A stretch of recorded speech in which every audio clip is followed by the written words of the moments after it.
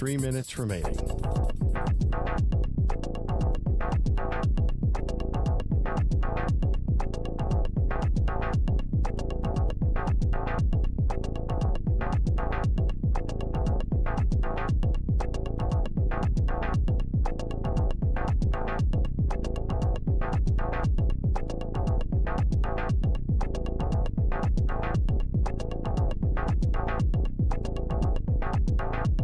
Two minutes, 30 seconds remaining.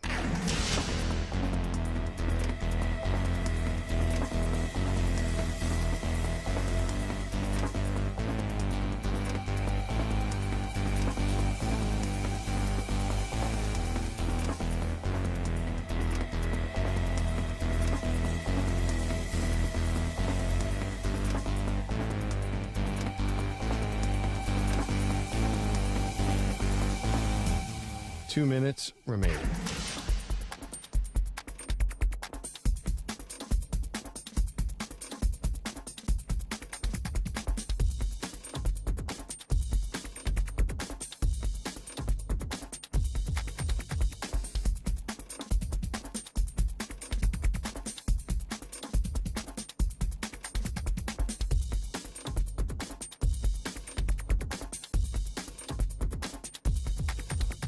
One minute, 30 seconds remaining.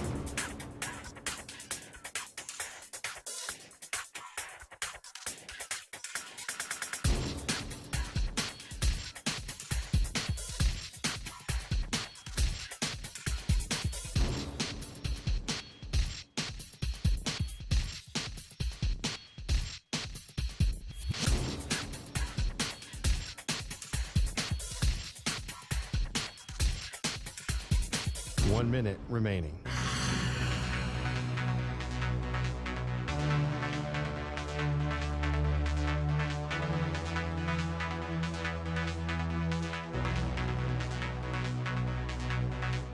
Forty-five seconds remaining.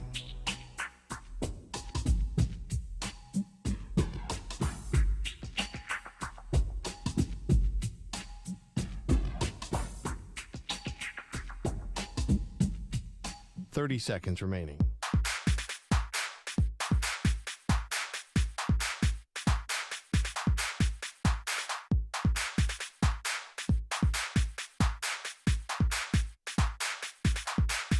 Fifteen seconds.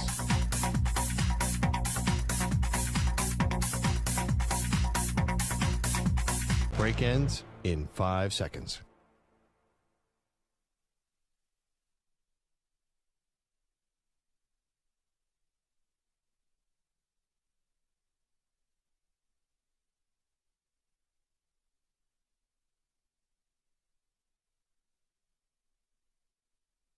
To infinity and beyond. He's live. He's nationwide. This is the Zach Gelb Show.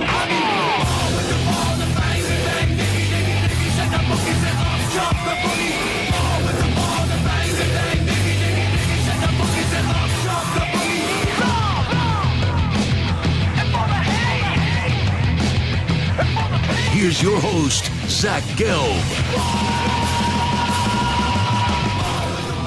Live from the Play Show, yet not overly ostentatious studios of the Infinity Sports Network. This is a Wednesday edition of the Zach Gelb Show across all the great local Infinity Sports Network affiliates, Sirius XM, channel 158, that free Odyssey app, and of course streaming on YouTube. 855-212-4227 is the number to jump on in, 855-212-4227. You could always get at me on Instagram, where I'm straight flexing, or via the good old cesspool of Twitter, at Zach Gelb. That's ZACHGELB. We got a whole lot to do today.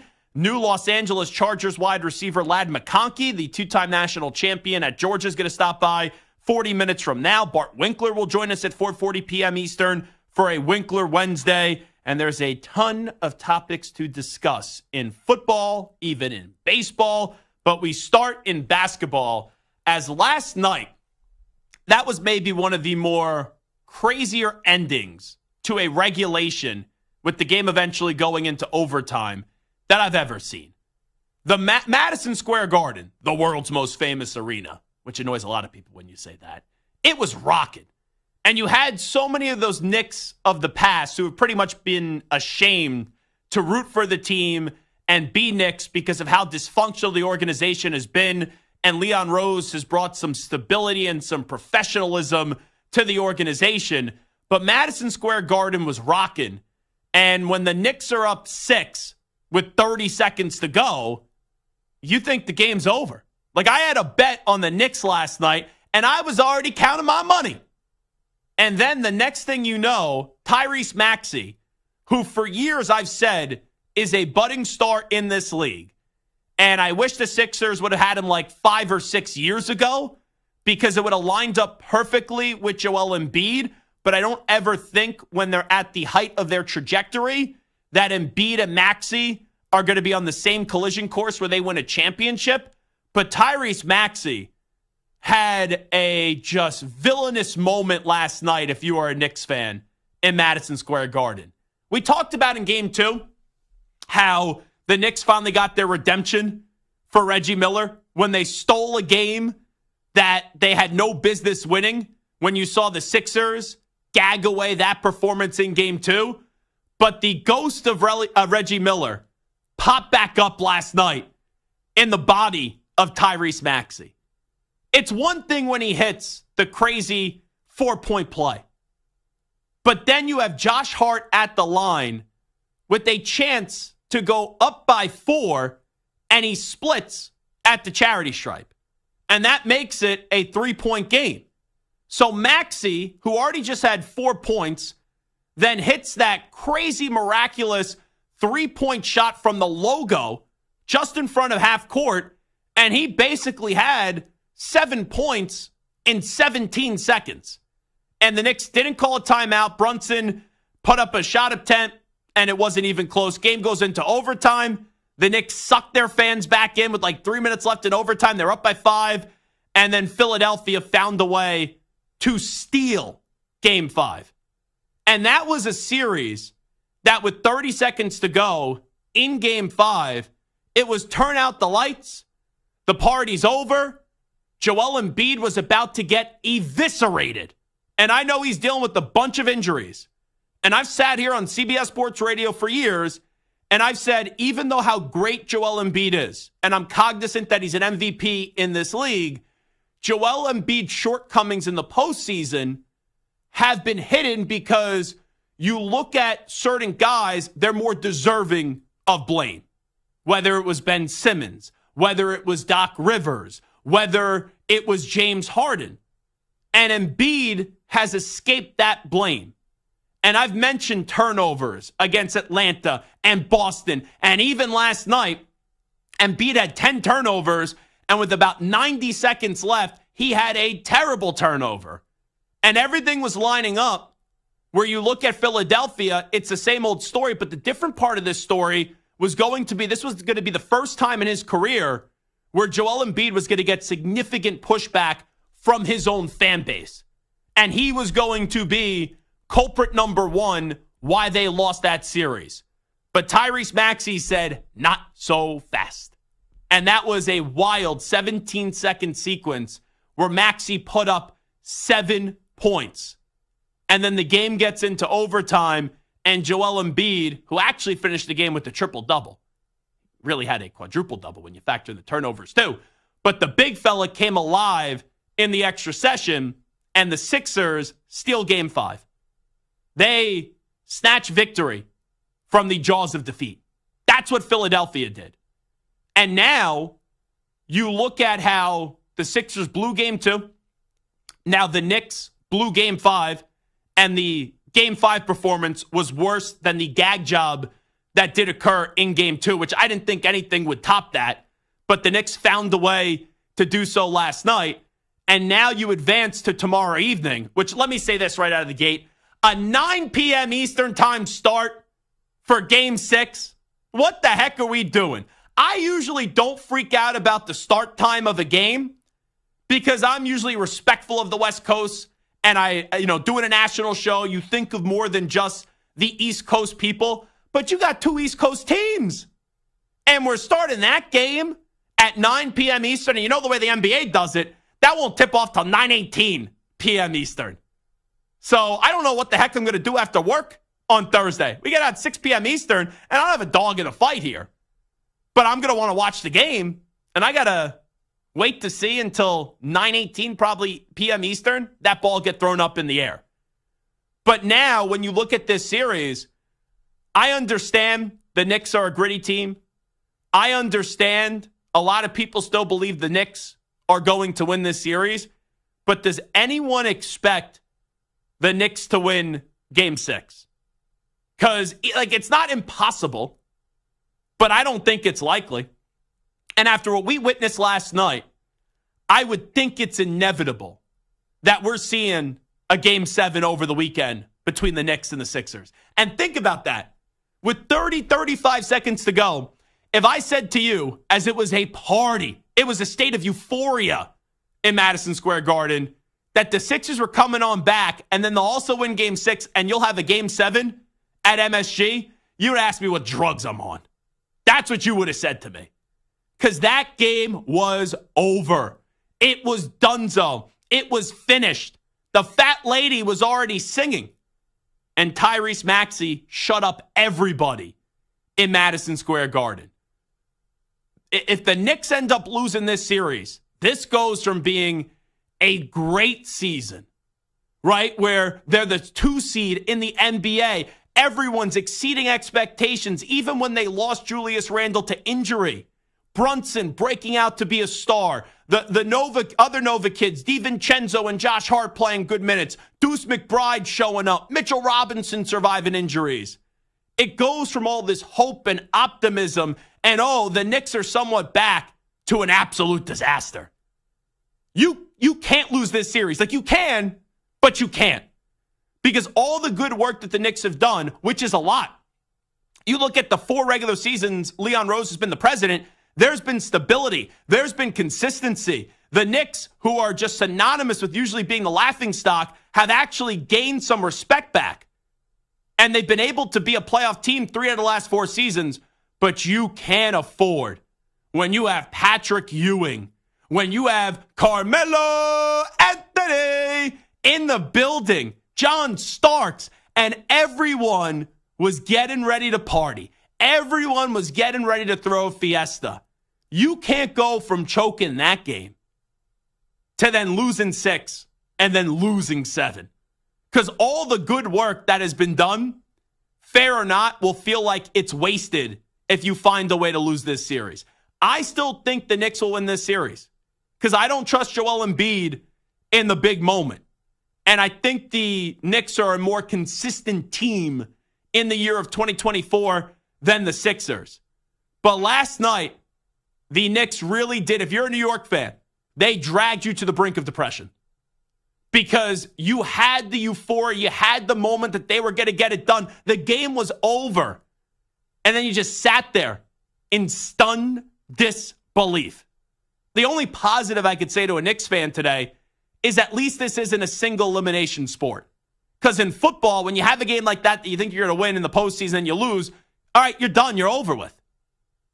But in the NBA, in Major League Baseball, in hockey, they're series.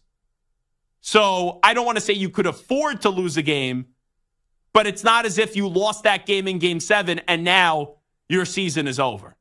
But that was just absolutely crazy. It was wild. If you look from the final 30 seconds, I had a tweet ready to go that I was ready to press send. Yesterday, I compared the Nuggets to the Chiefs. I was ready to compare the Sixers to the drama Dallas choking Cowboys. Because it's always hype, it's always drama, it's this star's great, that star's great, and then even when they have good regular seasons, and I get it because of the Embiid injury, the Sixers didn't have a good regular season, when you get into the postseason, it's always disappointment and failure. And that's who the Sixers were looking like. That's who Embiid was looking like. And then boom, Tyrese Maxey said, Joel, big fella, I got you. I'll put the team on my back. All right? I will find a way to get us to extend this series. And here's the other part, too. The Philadelphia fan was embarrassed, absolutely embarrassed in Game 4. where the New York Knicks fan took over the Wells Fargo Center. I know New York very well. I know Philadelphia very well. I've lived almost my entire life in New York. The only 7 years I didn't live in New York, I lived where? In Philadelphia. I understand that city of Philadelphia. I was shocked that Philadelphia allowed the Knicks fan to take over their building in a playoff game. It speaks to the fact that the Philadelphia fan doesn't believe in the Sixers team. But now the bear has been poked in Philadelphia. The Philadelphia fan has been poked by the Knicks fan and also nationally and also by their own. Dawn Staley, Charles Barkley, get your asses in the seats. Get your asses in the Wells Fargo Center and don't sell those tickets. So now Philadelphia, after hearing an opposing team fan base chant F Embiid and celebrate in your face, I know tickets are available. I know that there are going to be Knicks fans in there. But I have a tough time envisioning the Philadelphia fan allowing a takeover once again. Because the Philadelphia fan is one of the better fans in sports, regardless of what people want to say. And the Philadelphia fan takes pride, and they love saying, we're the best fan base. Well, it's tough to say you're the best fan base when you allowed in a playoff game the New York Knicks fan to go down the turnpike and take over your building. So I expect a raucous Philadelphia atmosphere tomorrow evening for Game 6. And I just, are the Sixers really going to lose Game 6 on their home court? They can. Right? We've seen them do it before. There's no reason to trust the Sixers in the postseason. But if this series doesn't get to 7, I'll be surprised. I will be surprised. I still think the Knicks win the series because I don't trust them beating a big moment. And I still believe New York will prevail. But this series went from being, I don't want to say a dud, because Game 2 was crazy. You've had good endings in Game 4. We obviously know what happened in Game 5. But this series went from being over to now there's a lot of intrigue. And there's a lot at stake. Because you look at the Knicks side of it, you are on the precipice if you end up losing these next 2 games. All the good work the last few years and how great and how fun this season is, it seems like, poof, that goes out the window. Where it's like, they're still the same old New York Knicks, where you're chanting, go New York, go New York, go. And then it's like, go New York, go New York, go. Oh, no, they did it again. That's what could happen if you lose 2 more. And on the other side for the Sixers, you win this series, not that you're going to win a championship this year, but it creates some hope again. Because Maxey has been showing he's a star, and he had his moment last night. And if you could ever get Embiid healthy, and then you get into all the speculation in this offseason with all the cap space, what the Sixers will do, you could maybe retool and still find a way to somehow get to a conference final or deliver a championship to Philadelphia. So I'll say the Knicks win this series. I'll say they win it in 7. But my, oh my, I am stunned that we are sitting here on a Wednesday after Game 5, or with 30 seconds to go. This game was over, and the Garden was rocking, and people were ready to say the Knicks are back.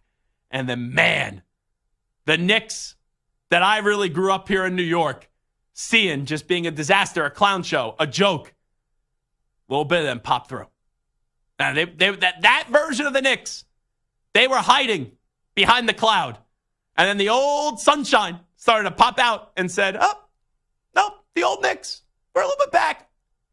But with this group, this leadership, even if Game 6 they lose, I just still believe that this group isn't going to lose 3 games in a row. So who do you like in this Knicks and Sixers series? 855-212-4227, 855-212-4227. Mike Trout going to miss a significant amount of time. Who is an athlete that unfortunately, because of injuries, you wondered what their career could have been? We'll discuss that on the other side. You're in a 5-minute break.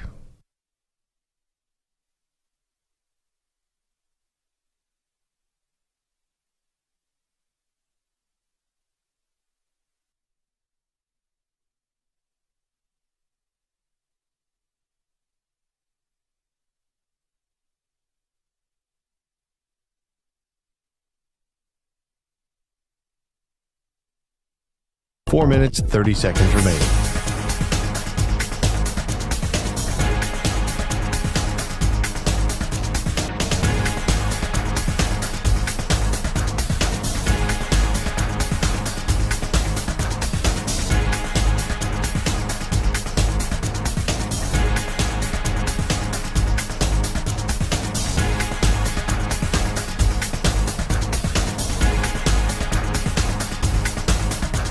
Four minutes remaining.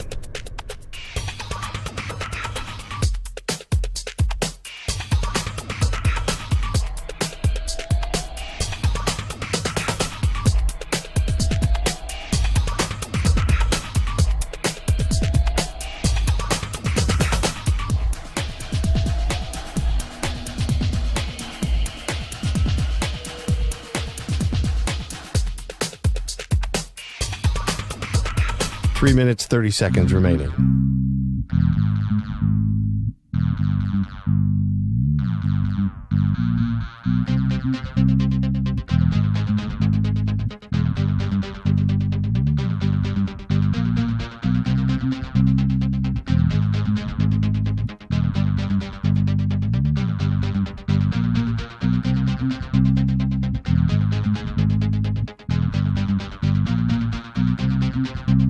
Three minutes remaining.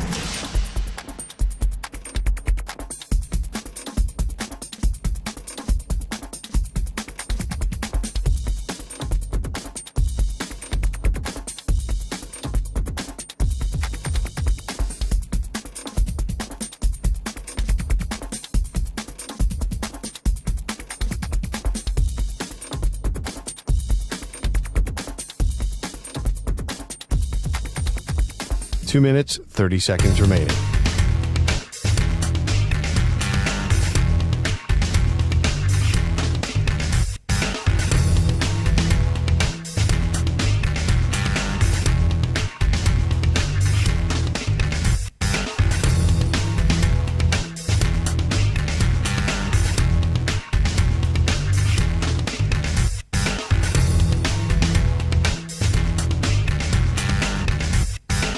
Two minutes remaining.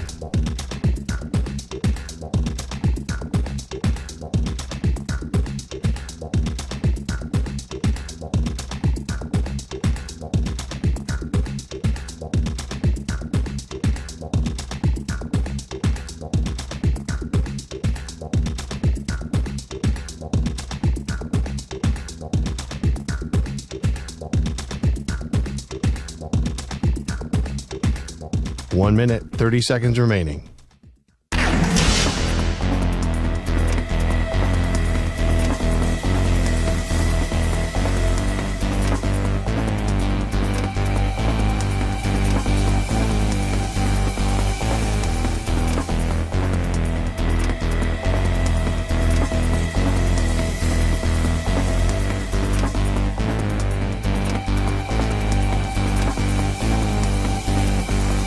One minute remaining.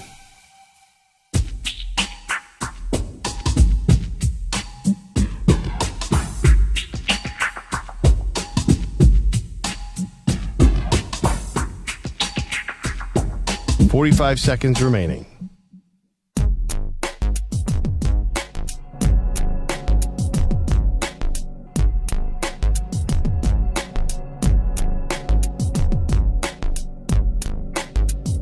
Thirty seconds remaining.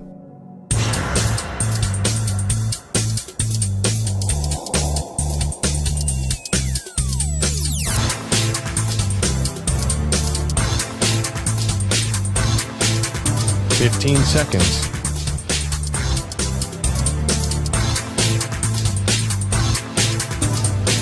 Break ends in 5 seconds.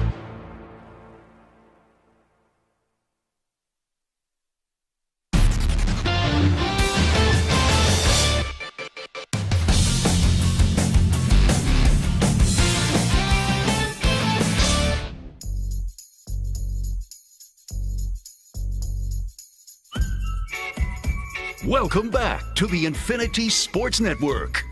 All right, it is the Infinity Sports Network. It is the Zach Gelb Show. Lad McConkey is going to stop by 20 minutes from now, the two-time national champion at Georgia.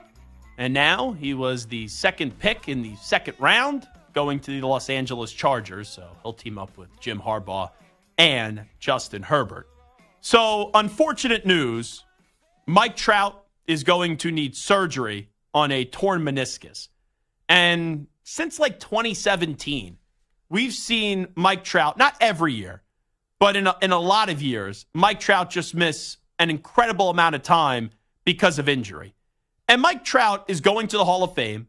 We know Mike Trout is a great player, but you start to wonder, man, he could have been like all-time great if he just didn't miss all these games. 2017, missed 47 games because of a torn thumb ligament. 2021, he missed 139 days because of a calf strain. Was out 35 days in 2022 because of back inflammation. Had a broken hamate, missed 89 days in 2023. And now has the torn meniscus. And it's just sad. So Trout, we all know, is considered to be really like the last 10 years the best player in the game. But the part about Mike Trout that just is so unfortunate is the injuries robbed us from seeing more of him. But also, this Angels organization has never been able to get it right. Think about how the Angels, forget that Ohtani was there for a bit, but just with Mike Trout, he's been an 11-time All-Star. He's won the MVP 3 times. He was the Rookie of the Year. He's a 9-time Silver Slugger Award winner. And he's led the league in RBI, stolen bases, Hank Aaron Award winner. Like, you look at the resume, we all know he's been great. But he's only made the postseason 1 time. And he was swept out of it. He played 3 games in the postseason. So when we look back at Mike Trout, we'll all say, great player, Hall of Famer, but never was able with the Angels to really get in the postseason. And you wonder what his stats would have been if he didn't miss all that time. It kind of reminds you, Ken Griffey Jr. Like, Ken Griffey Jr., we know, is one of the greatest players that you've ever seen. But when you get into the tiebreakers with the other all-time great players and the other greatest players you've ever seen, the injuries that Ken Griffey Jr. suffered, his numbers are ridiculous as they are. Imagine what they would have been if he didn't miss all that time with injuries. So let's hear from Mike Trout. This was him addressing the media yesterday. I'll give you a little excerpt of that. It was very emotional. I felt so bad for him. This is Mike Trout, though, on his knee injury. What are the emotions that you're feeling right now? It's tough. Don't know. I'll get through it. I've talked to a couple guys in there that's had it. It's a pretty simple procedure, but I don't know when it'll be. I'm going to get it probably right away to get back as fast as I can. But it's just, it's tough. And here's the other thing. It's not like the Angels are a good team. They're right now 11-19. So now you take Trout out of the lineup. By theory, they're going to get a whole lot worse. There's the hot take of the day. And then, how motivated is he to come back? And I know Trout's a different dude, doesn't have a big personality. He should be the face of the sport because he's the best player of the sport, but Major League Baseball is a marketing problem. I've been saying for years, I was praying for years, it feels like, for Mike Trout to leave and go somewhere else. And there's been speculation about him going to the Phillies a bunch of times, but every time, the contract situation happens, he stays with the Angels and double down on it. But it's just one of those moments where, yeah, you can't say Mike Trout was a failure. Mike Trout wasn't a great player because he is, and he's going to the Hall of Fame. But it's just one of those careers where you go, man, it could have been even better if maybe he was in a more competent organization, or really since 2017, he just got a good bill of health. Who's the player, let me go around the room right now, that stands out to you, that all these years later, because of injury, you go, man, that guy could have been really spectacular, and tell me why you guys ended up picking that player? I have one. I think mine's rather obvious. But Stu, we'll start with you. Who's your player and why? Yeah, for me, it's Brandon Roy. I think wow. how great he was with the Blazers, and you could almost put him with Greg Oden in terms of two guys that, were really good players, had really high ceilings. I know Oden was kind of coming in as the big man was getting phased out, so maybe not him as much, but Roy was as good as any of the guards in the NBA during that era, and they could have been a championship contender if he stayed healthy. It's funny you mentioned Greg Oden, too. I think it was a spoof, but I did see a reel on social media where this older lady was walking around the campus of Ohio State, and she was like, "Oh, you're pretty big. Did you play basketball here or something?" And then Greg Oden just looks down, and I think she was like trolling him. I think there was a joke here, but it was one of those videos that it was just really sad. Because Greg Oden, I know you said Brandon Roy, but Greg Oden in college and then coming out of college and getting drafted, he was supposed to be like that changing big man player, that next dominant big, and it wasn't the case. But Brandon Roy was so fun to watch, and then unfortunately, just with the leg injuries, just kept on getting killed one after another, and then he was forced to walk away. Didn't he come back or attempt, I think he attempted a comeback? He tried. He played 5 games with the Timberwolves 2 years after his injury, and that was it. Yeah, it's just sad. So those are 2 good ones that you gave, Stu. How about you, Samter? Who's your player? I got a couple. I'm trying to decide between, but Grant Hill, Penny Hardaway, Sandy Koufax for sure in baseball. Yeah. Gale Sayers in football. But for me, the one that really stands out is Terrell Davis. Who's still a Hall of Famer. Yeah, but I mean, he had 4 years, 1,100 yards, 1,500 yards, 1,700 yards, 2,000 yards, won 2 titles, and then was done. Right? Tore his ACL in the most ridiculous way, trying to make a tackle on an interception. So he wasn't even hurt while he was running the ball. The dude won Offensive Player of the Year twice, was top 3 MVP 3 of the first 4 years in the NFL, won 2 titles, rushed for 2,000 yards, and after those first 4 seasons, that was it. 200 yards, 700 yards, but just never was able to recover from that injury. And isn't it crazy? Because we're talking about this with Trout. We've talked about this with Ken Griffey Jr. The greatness that they still accomplish, right? You mentioned it as well, Samter. But still, it's okay, they had great careers, but it could have been even better, even greater. So it is a good point that you bring up. A few that I threw on my list, and they're not my number one. Tracy McGrady, from just a talent perspective, it was supposed to be him and Kobe, and unfortunately, T-Mac just kept on getting hurt. Yao Ming dealt with a bunch of injuries. Bill Walton dealt with a bunch of injuries. Bo Jackson, for what he was able to bring to football. Then he had the hip injury for football. I'm going to bring up someone, and then it's going to it sets up my number one guy. RG3 is the one that's setting up my number one guy. RG3 won Rookie of the Year, was drafted in the same year as Andrew Luck, who's the guy I'm going to talk about. And then that decision in the playoff game to keep him in when he was hurt by Shanahan, RG3 never recovered from that injury. And his first year, he took the league by storm.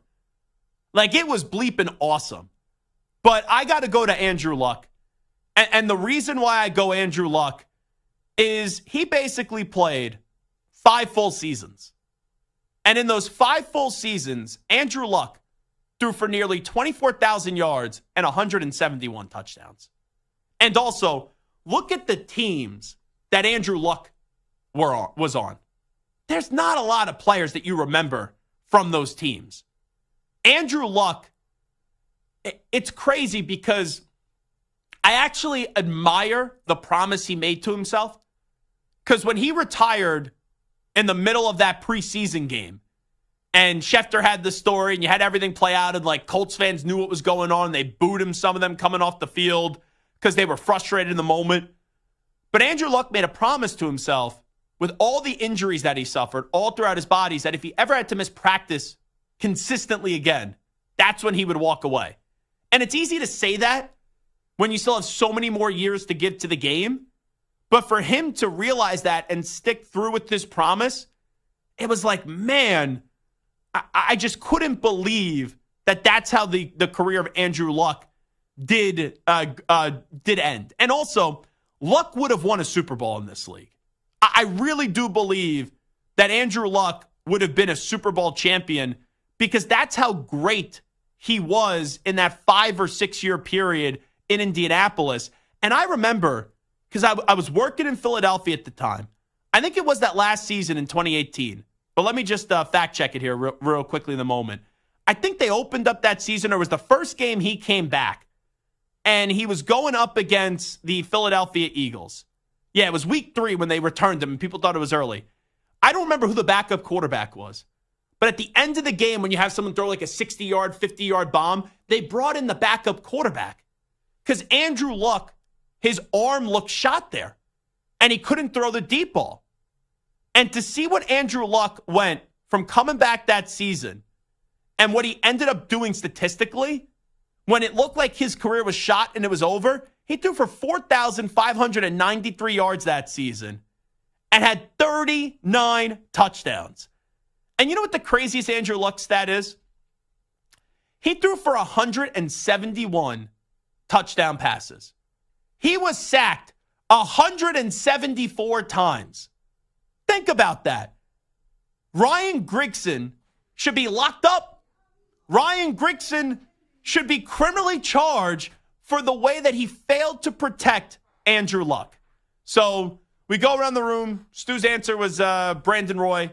I end up going with Andrew Luck. Samter, even though Terrell Davis made the Hall of Fame, he wondered how much better his career could have been with injuries. But let me ask Ack this question.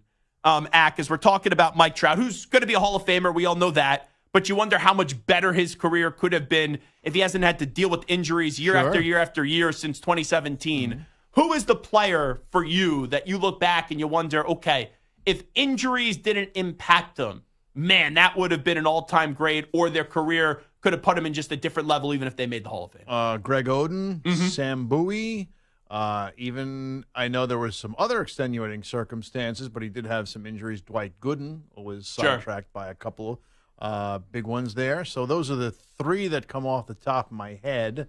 I'm sure there are a couple of others that I'd have to think about, but those are the quick ones. Gotcha. We are going to bring on Ladd McConkey on the other side, now the Los Angeles Chargers. I will talk to Ack in the next update as well, because Ack said something yesterday that I couldn't believe to me in passing during a break.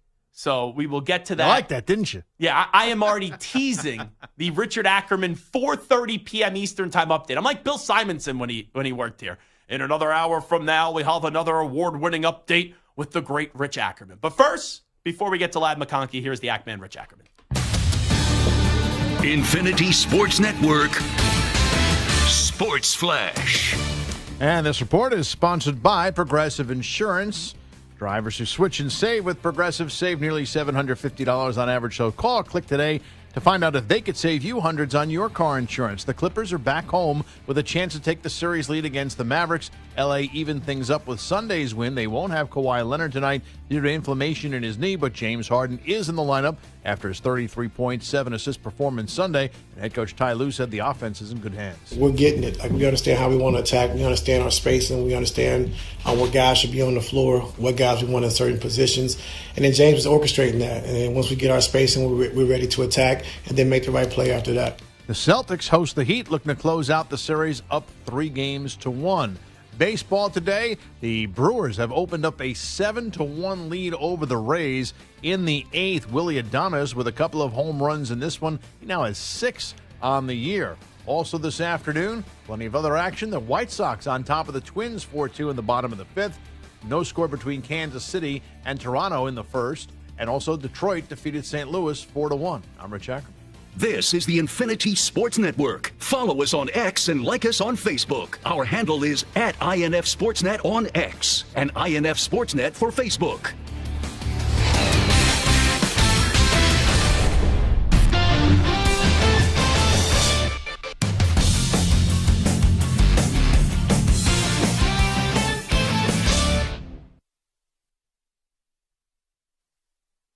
You're in a 5-minute break.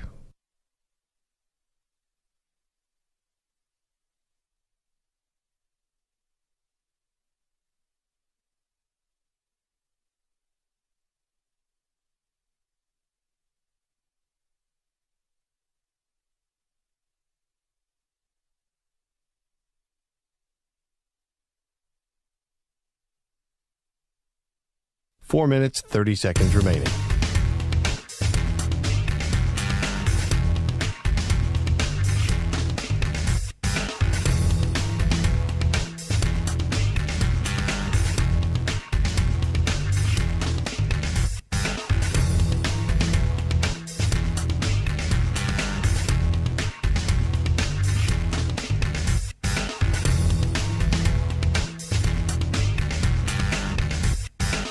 4 minutes remaining.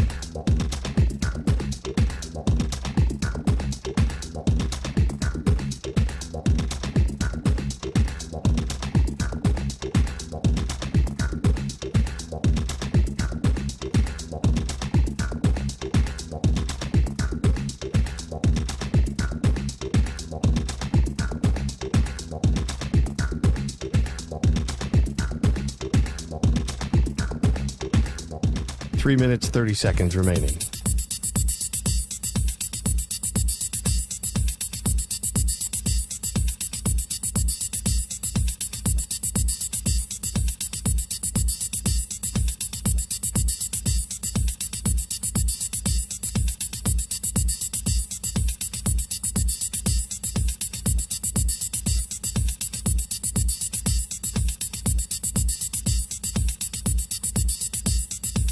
Three minutes remaining.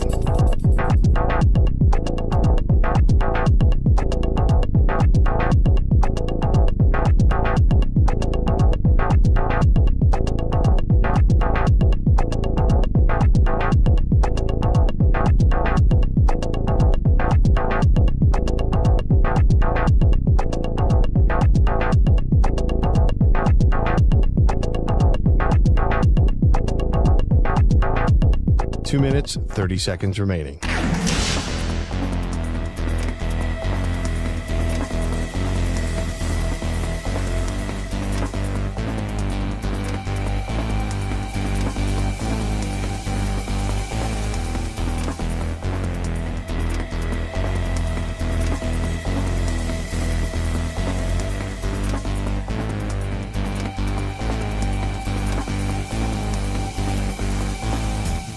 Two minutes remaining.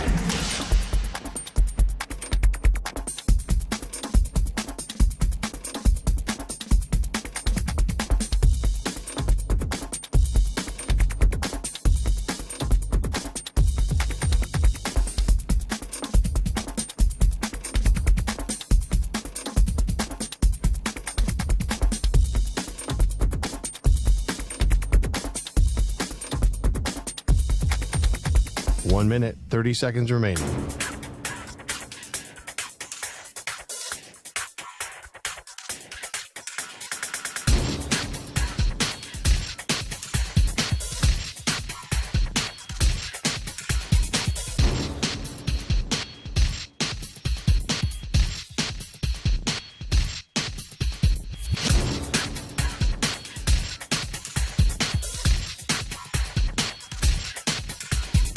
One minute remaining.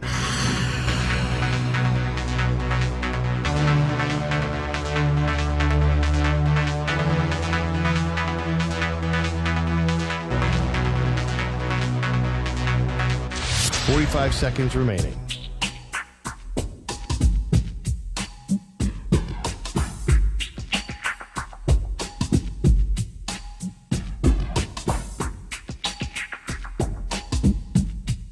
Thirty seconds remaining.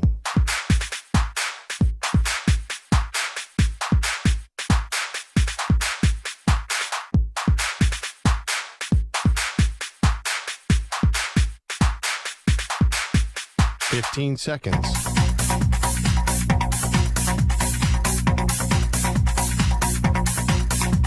Break ends in 5 seconds.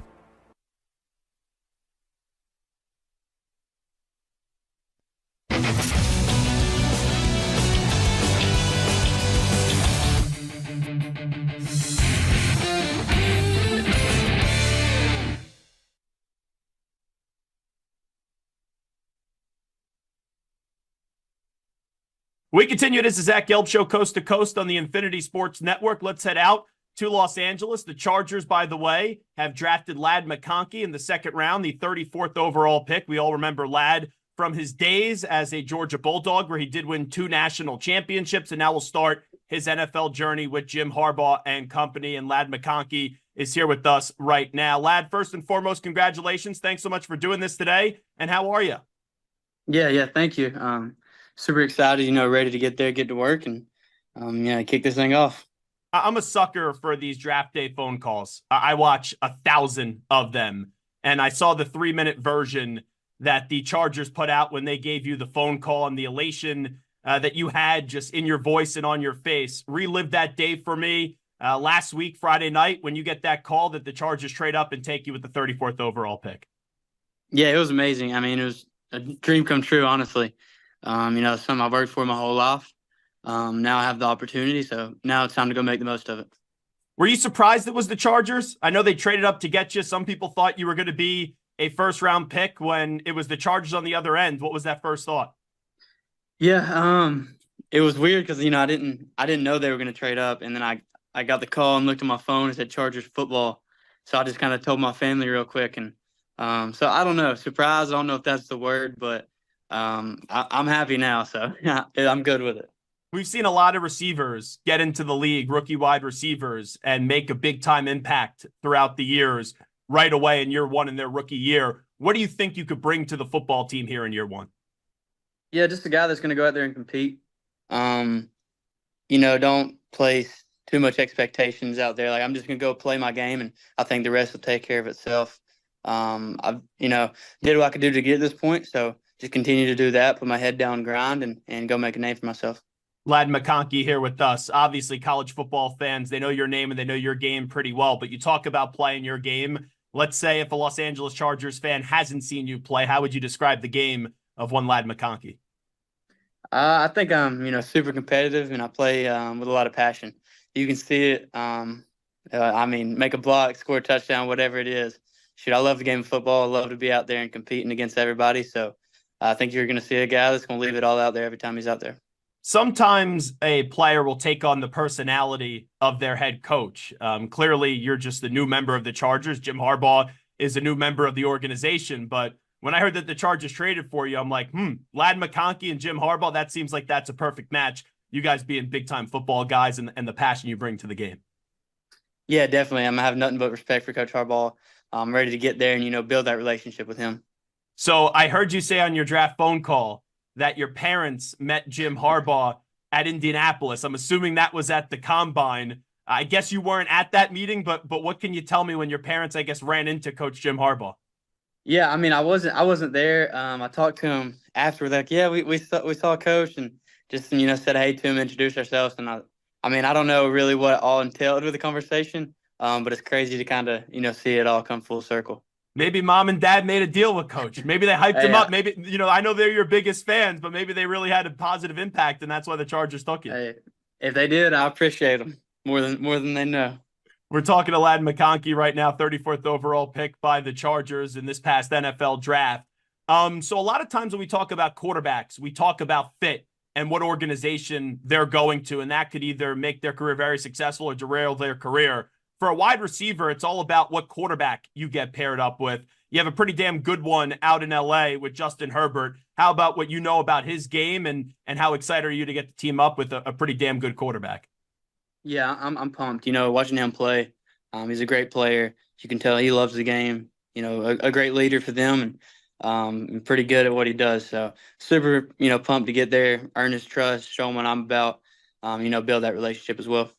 Let me take you back to Thursday, because your name was hot to go towards the end of the first round. Like, I watch all these mock drafts. I hear all the commentary. Ladd McConkey was getting projected right in that 26 to 32 range. When Thursday did come and go and your name wasn't called, just what was the mindset? What was the mentality for Ladd McConkey? At that point, it was just like, I just wanted to get where I was going. And that's kind of how I've been this whole process. Like, if it happens day one, day two, whatever it is, I'm just ready to get there. I'm ready to figure it out and go do it. So, obviously you want to be drafted as high as possible, but truly believe, I'm exactly where I'm supposed to be. What was the feeling like on Friday when you did wake up? Did you do anything to kind of take your mind off that weight of waiting to figure out how long it was going to take for you to go in the second round?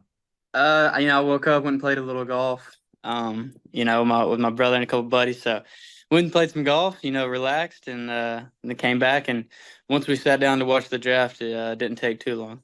What's the scouting report on your golf game? Just wondering for Ladd McConkey. It depends what hole you're watching me on. Sometimes it's good, sometimes it's bad. So no, but I love to play. So it probably some good spots to play out in LA. I played the other weekend, and the first 12 holes were absolutely brutal. And then I birdied on 13, and I'm like, okay, now I know why they keep on bringing you back. But golf is so mental. So was the round good on Friday with all that you had on your plate and what you were thinking about? It wasn't too great. I had some good shots that keep me coming back, but some that made me want to quit right there. So Glad McConkey here with us. Your name is obviously synonymous with the success of Georgia football. And I know you're trying to write a new chapter in your NFL journey. Is it at all weird to look back now at your time at Georgia with just how quickly it did go by? And clearly you guys had a lot of success. Just what are the memories that come back to mind when you reflect on your time with the Bulldogs? Yeah, I always tell everybody it was one of the greatest decisions I ever made coming here. So many great people that invested in me. We won some games, some national championships. So definitely, I'll remember these times forever. I'm actually back in Athens right now over here. That training, right? So, yep. So that's pretty cool. You just get drafted, and we know the Lad McConkey grind does not stop. I was reading about your road to Georgia, and I think it was your high school coach that said if it wasn't Georgia, it was probably going to be Chattanooga, and then Georgia came in late. Vanderbilt then once Georgia, and that domino fell, and they offered you. Then Vanderbilt came calling. Just take me kind of through how you led to Athens, Georgia. Yeah, so I didn't get my offer till January of my senior year, so a couple weeks before signing day. Coach Hank was the receiver coach at that time, so he came to one of my basketball games on a Friday, and then that next Monday, Coach Smart and Coach Hartley came. They came to my house after and kind of presented me my offer and stuff, but it came on super late. I was probably going to go, I took like my official visits to Tennessee, Chattanooga, Jacksonville State, Army, West Point, and then Georgia and Vanderbilt. So, all over the place. But, glad they took a chance on me. Was it surreal when Georgia came calling? I know they also attended your basketball game at the time, because no disrespect to those other schools, but that's a big difference in football when you mentioned some of those other schools and then Georgia. Yeah, it was crazy. Like, I was just sitting there. I think I was just sitting in my room or something, and I got like, hey, this is Coach Smart from UGA. Hey, this is Coach Hankton from UGA. And it was just like 3 or 4 texts with coaches. I was like, I don't know what this is about, but I like the sound of it. And then obviously, they came to my game and everything like that. And yeah, once I got up here and got around everybody, saw the facilities, it was kind of a no-brainer. Kirby Smart put out a really nice message on social media the other day, thanking you and congratulating you for your time at Georgia and also getting drafted by the Chargers. What does Coach Smart mean to you? Oh, yeah, he's been so huge in my success. He's a great coach, but he's an even better person. He wants the best for everybody and all his players. So recruits, you're looking for somewhere to go, come to Georgia. And the last thing I'll ask you, I want to ask you about your old quarterback in Carson Beck. Once the 2024 draft does come and go, the 2025 draft already gets a start to have some speculation. Shedeur Sanders has been talked about being the first quarterback off the board. Some have said Carson Beck. What do you think Carson Beck is going to do on a football field this year, and what do you think he's capable of? Yeah, he's a stud. Another, great football player, but great guy. He knows what he wants to do and what he has to do to, get to go where he wants to go. So I'm excited to see him get out there and lead them and, just step in to take that next step because, last year was his first year starting. This is his second year. He has a whole year under his belt. So I'm super pumped about what he's going to do and, the rest of the team. With what you guys accomplished at Georgia, people expect national championships. People expect him to be an early first-round pick, right? Heisman Trophy. You think he's capable of checking off all those boxes? Yeah, 100%. Just seeing him grow those 4 years I was with him, just on the practice field, and then when he got his opportunity, I know he's only going to continue to grow. So he's got a big year in store. Lad McConkey, congratulations on getting drafted by the Chargers, 34th overall. Really appreciate you taking a few minutes with us today. Yes, sir. Appreciate you. And it's time to Ask the Pros, where you, the listener, gets to ask us a question. It's brought to you by our friends at O'Reilly Auto Parts. Simply tweet your question at INFSportsNet or at Zach Gelb using the hashtag #AskThePros. Be listening later in the show when we might answer your question. You could thank O'Reilly Auto Parts for all your car care needs. Get guaranteed low prices and excellent customer service from the professional parts people at O'Reilly Auto Parts. I'll be fascinated by how we're talking about the Chargers at the end of the year. Because you have Harbaugh. We know he's a winner. You have Justin Herbert, who I believe is a top 8, top 7 quarterback in the sport.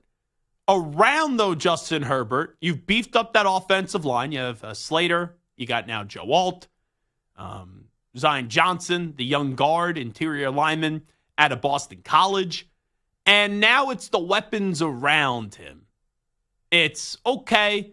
No more Keenan. Struggle to stay healthy. Khalil Mack is getting up there in age. Derwin James has been in and out of the lineup. We know that Harbaugh is going to produce a team that it's going to be built from the inside out. They're going to start in the trenches. But you've never seen Harbaugh have a quarterback really like Herbert. I guess you could argue, at Stanford with Andrew Luck, that's one. So maybe you backtrack. But for the most part, we know the multitude of quarterbacks he had at Michigan. His best one was JJ McCarthy, and even there's flaws with JJ McCarthy. You look at his time with the 49ers, you had Alex Smith, you have Colin Kaepernick.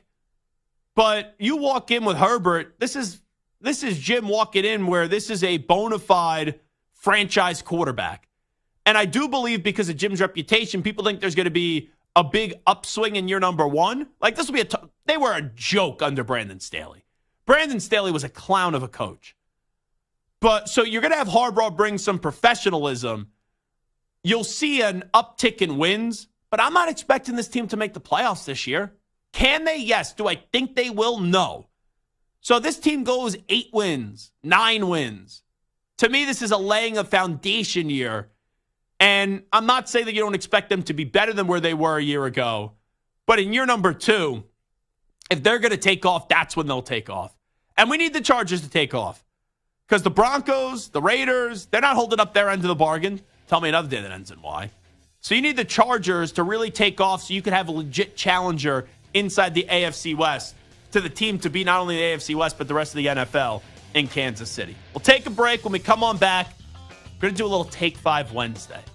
After the draft, who are my top 5 teams in the NFL as we get set to enter the season? A little power rankings next.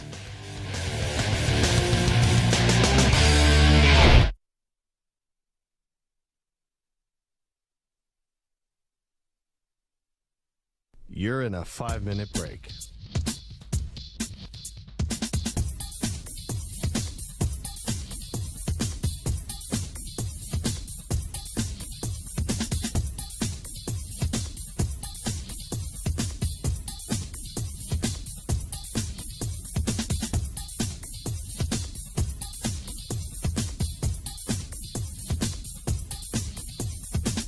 Four minutes, 30 seconds remaining.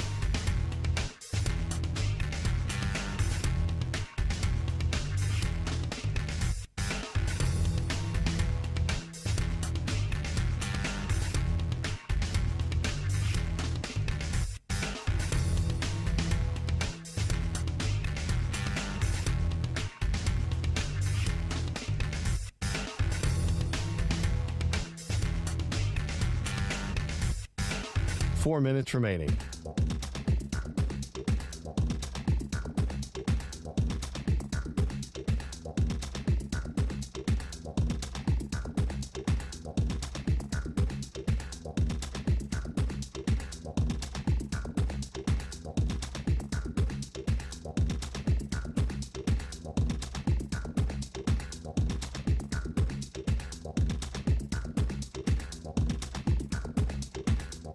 Three minutes, 30 seconds remaining.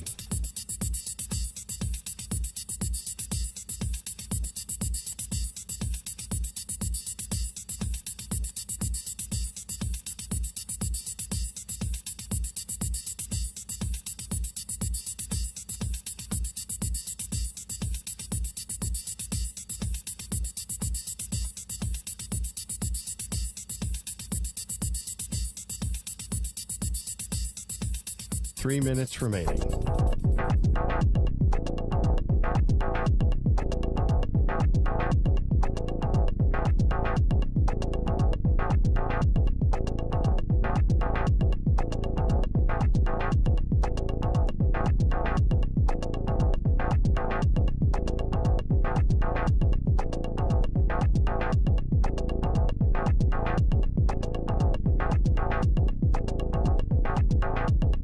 2 minutes, 30 seconds remaining.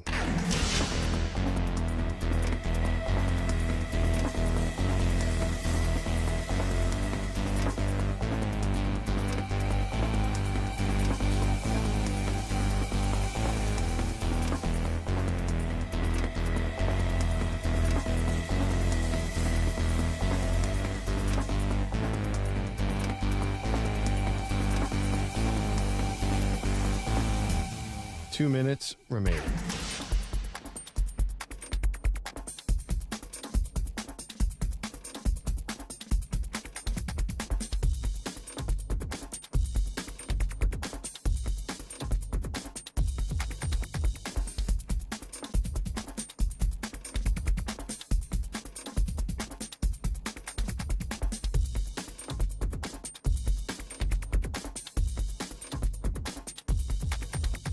One minute, 30 seconds remaining.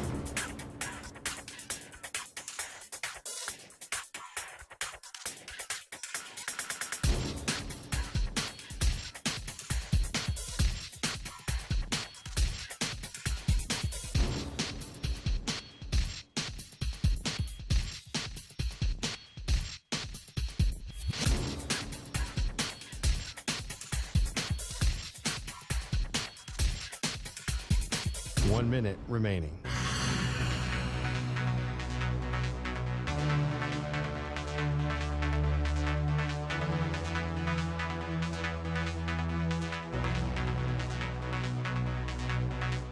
Forty-five seconds remaining.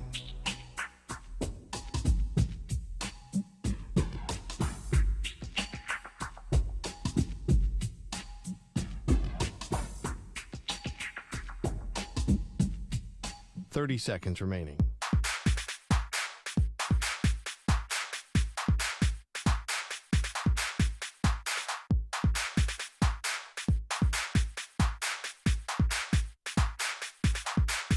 Fifteen seconds.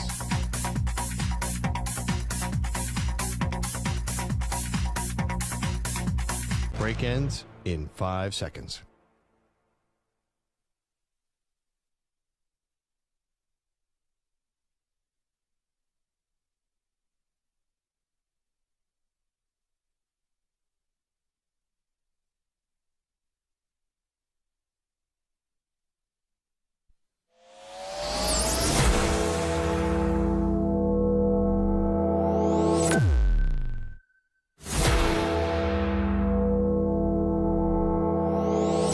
Infinity and beyond.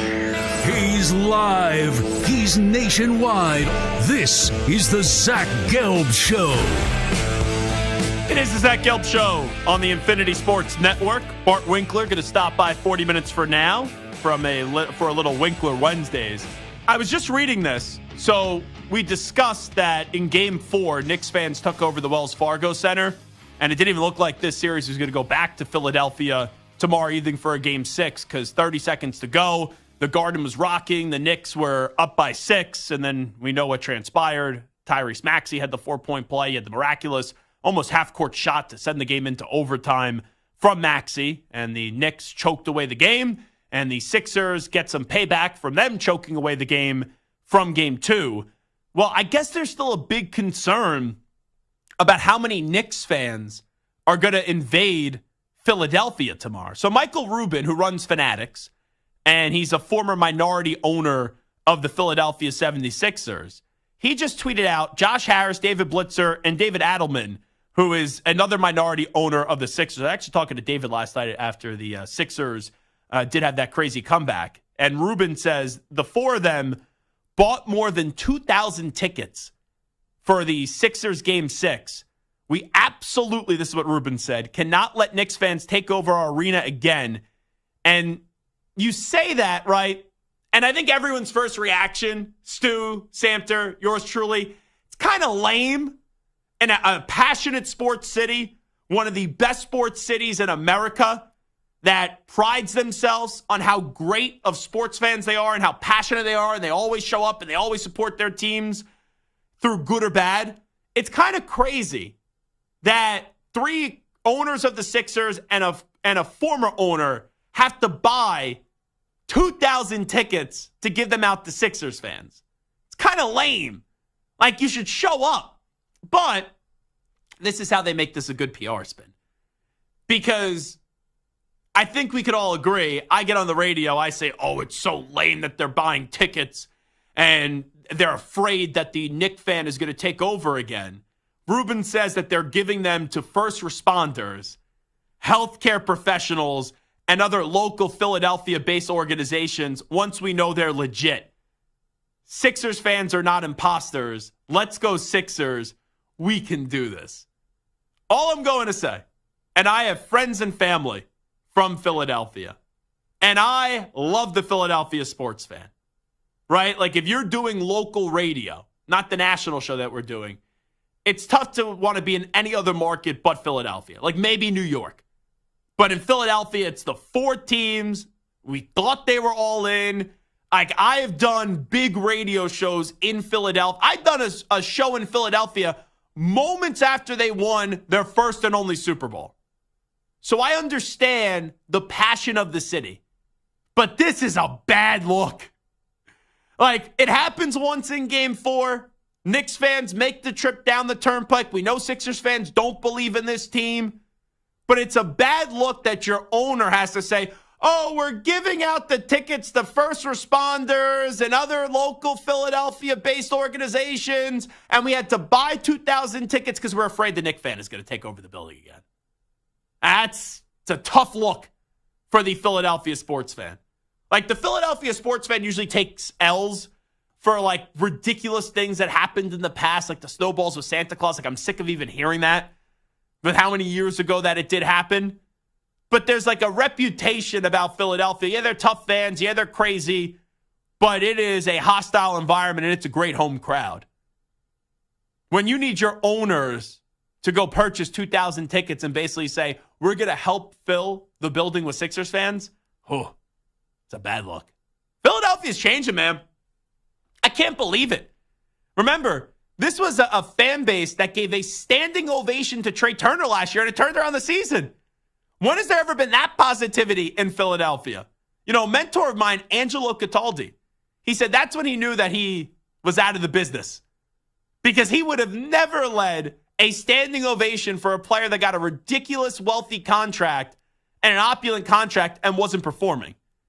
So in the last year, we've seen Phillies fans give a standing ovation to Trey Turner. Worked. We've seen Sixers fans need to be held by the hand of their owners to just get them in the building. We'll see if it works.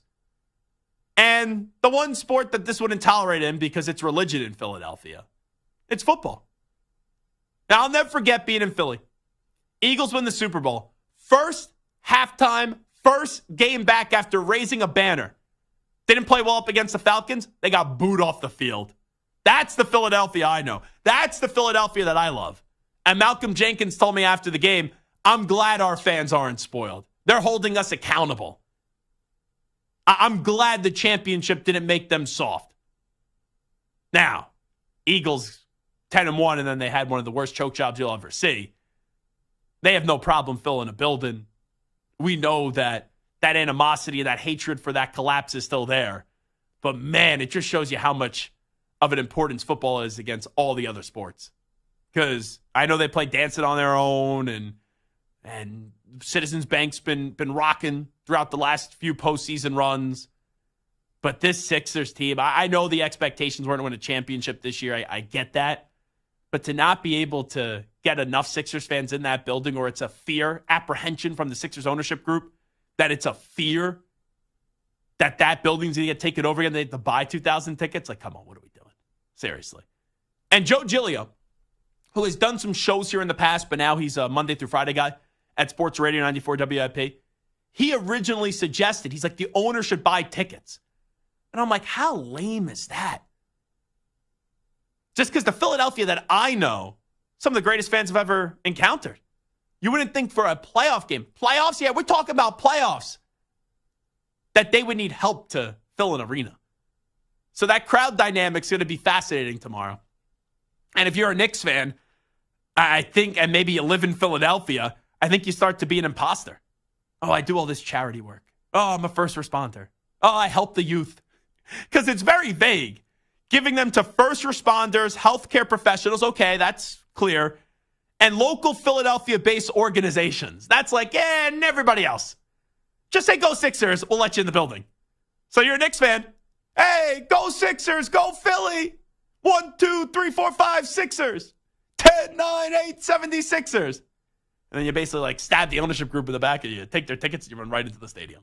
So I'll be curious what the crowd is like there tomorrow evening. Let's get to a little Take 5 Wednesday. We haven't done one of these in a while, but coming off the draft, I got to give you some power rankings in the National Football League.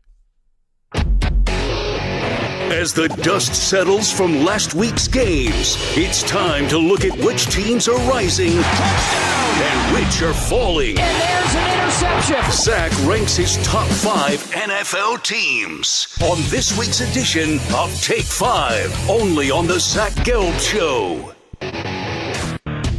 You know, it's funny, real quickly, just a disclaimer, and it shows you how stupid social media can be. This guy just tweeted me when we were doing athletes who had their careers derailed by injuries. This guy, Bob. And nothing against Bob.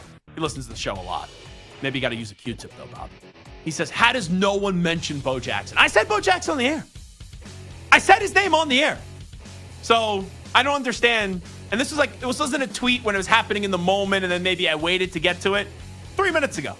I look at my mentions. How does no one mention Bo Jackson? Now, at least it wasn't like, how do the 3 idiots or the 3 stooges not mention Bo Jackson? I would have wished there was a little more animosity behind that tweet, Bob. But anyway, let me get to the Take 5 list here. 5 best teams in the NFL entering this season post-draft.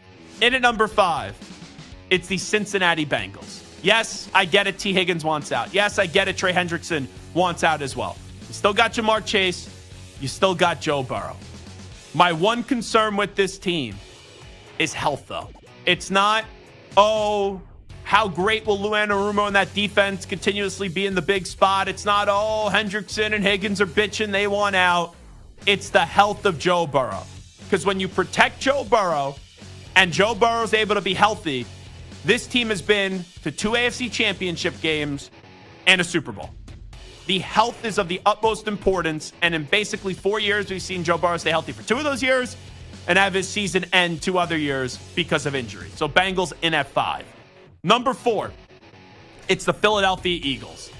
The Eagles have another loaded team on paper. Secondary, they made the improvements in the draft. First 2 picks, corner and corner. But even though they lost to Redick, you still have enough names on that defensive side of the ball.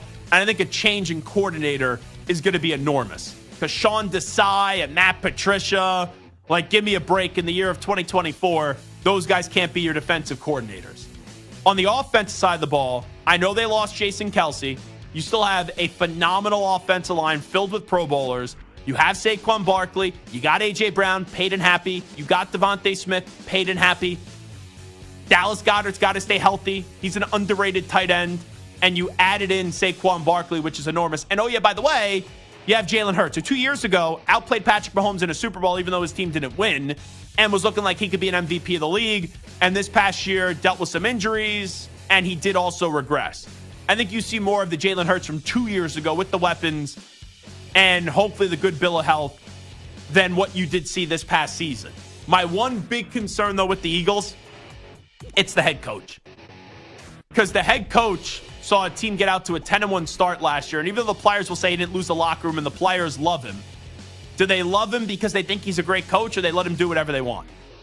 Because Nick Sirianni is a player's coach, but you don't want a player's coach that is a doormat. But the Eagles' talent should prevail. I put the Eagles in F4. Number 3. How about this? The Detroit Lions. Some concerns defensively, but I think they have enough in the year of 2024. Offensively, we all know Jahmyr Gibbs, St. Brown. My biggest concern with them, they have a very good offensive line. My biggest concern, though, and I like what they did in the draft, getting the corner at Alabama where he did fall, is Jared Goff. Like, Jared Goff's good. Do I think Jared Goff is great? No. Jared Goff got the Rams to the Super Bowl. Jared Goff can get the Lions to the Super Bowl. But there's a difference in getting a team to a Super Bowl and then winning it. We've seen Jared Goff get the Lions to an NFC Championship game. We've seen Jared Goff get the Rams to a Super Bowl. In the Super Bowl, though, man, his defense stepped up, and that defense limited Tom Brady and the Patriots to 13 points. The problem was Jared Goff saw Brandon Cooks way late. Jared Goff got intercepted by Stephon Gilmore and was only able to put up a measly 3 points in that contest. Jared Goff can get you far, but can he get you to the tippy top of the mountain? In at number 2, it's the San Francisco 49ers. We all know the talent on this team. This is probably pound for pound the most talented roster in the NFL when you factor in the defensive side of the ball and the offensive side of the ball. Offensively, we'll see if both Ayuk and Debo both there at the start of the season. Maybe one is on the way out. You still have Kittle. You still have Run CMC. Brock Purdy showed his worth last year. And defensively, it's just name after name after name. The only concern I have with the 49ers, two concerns.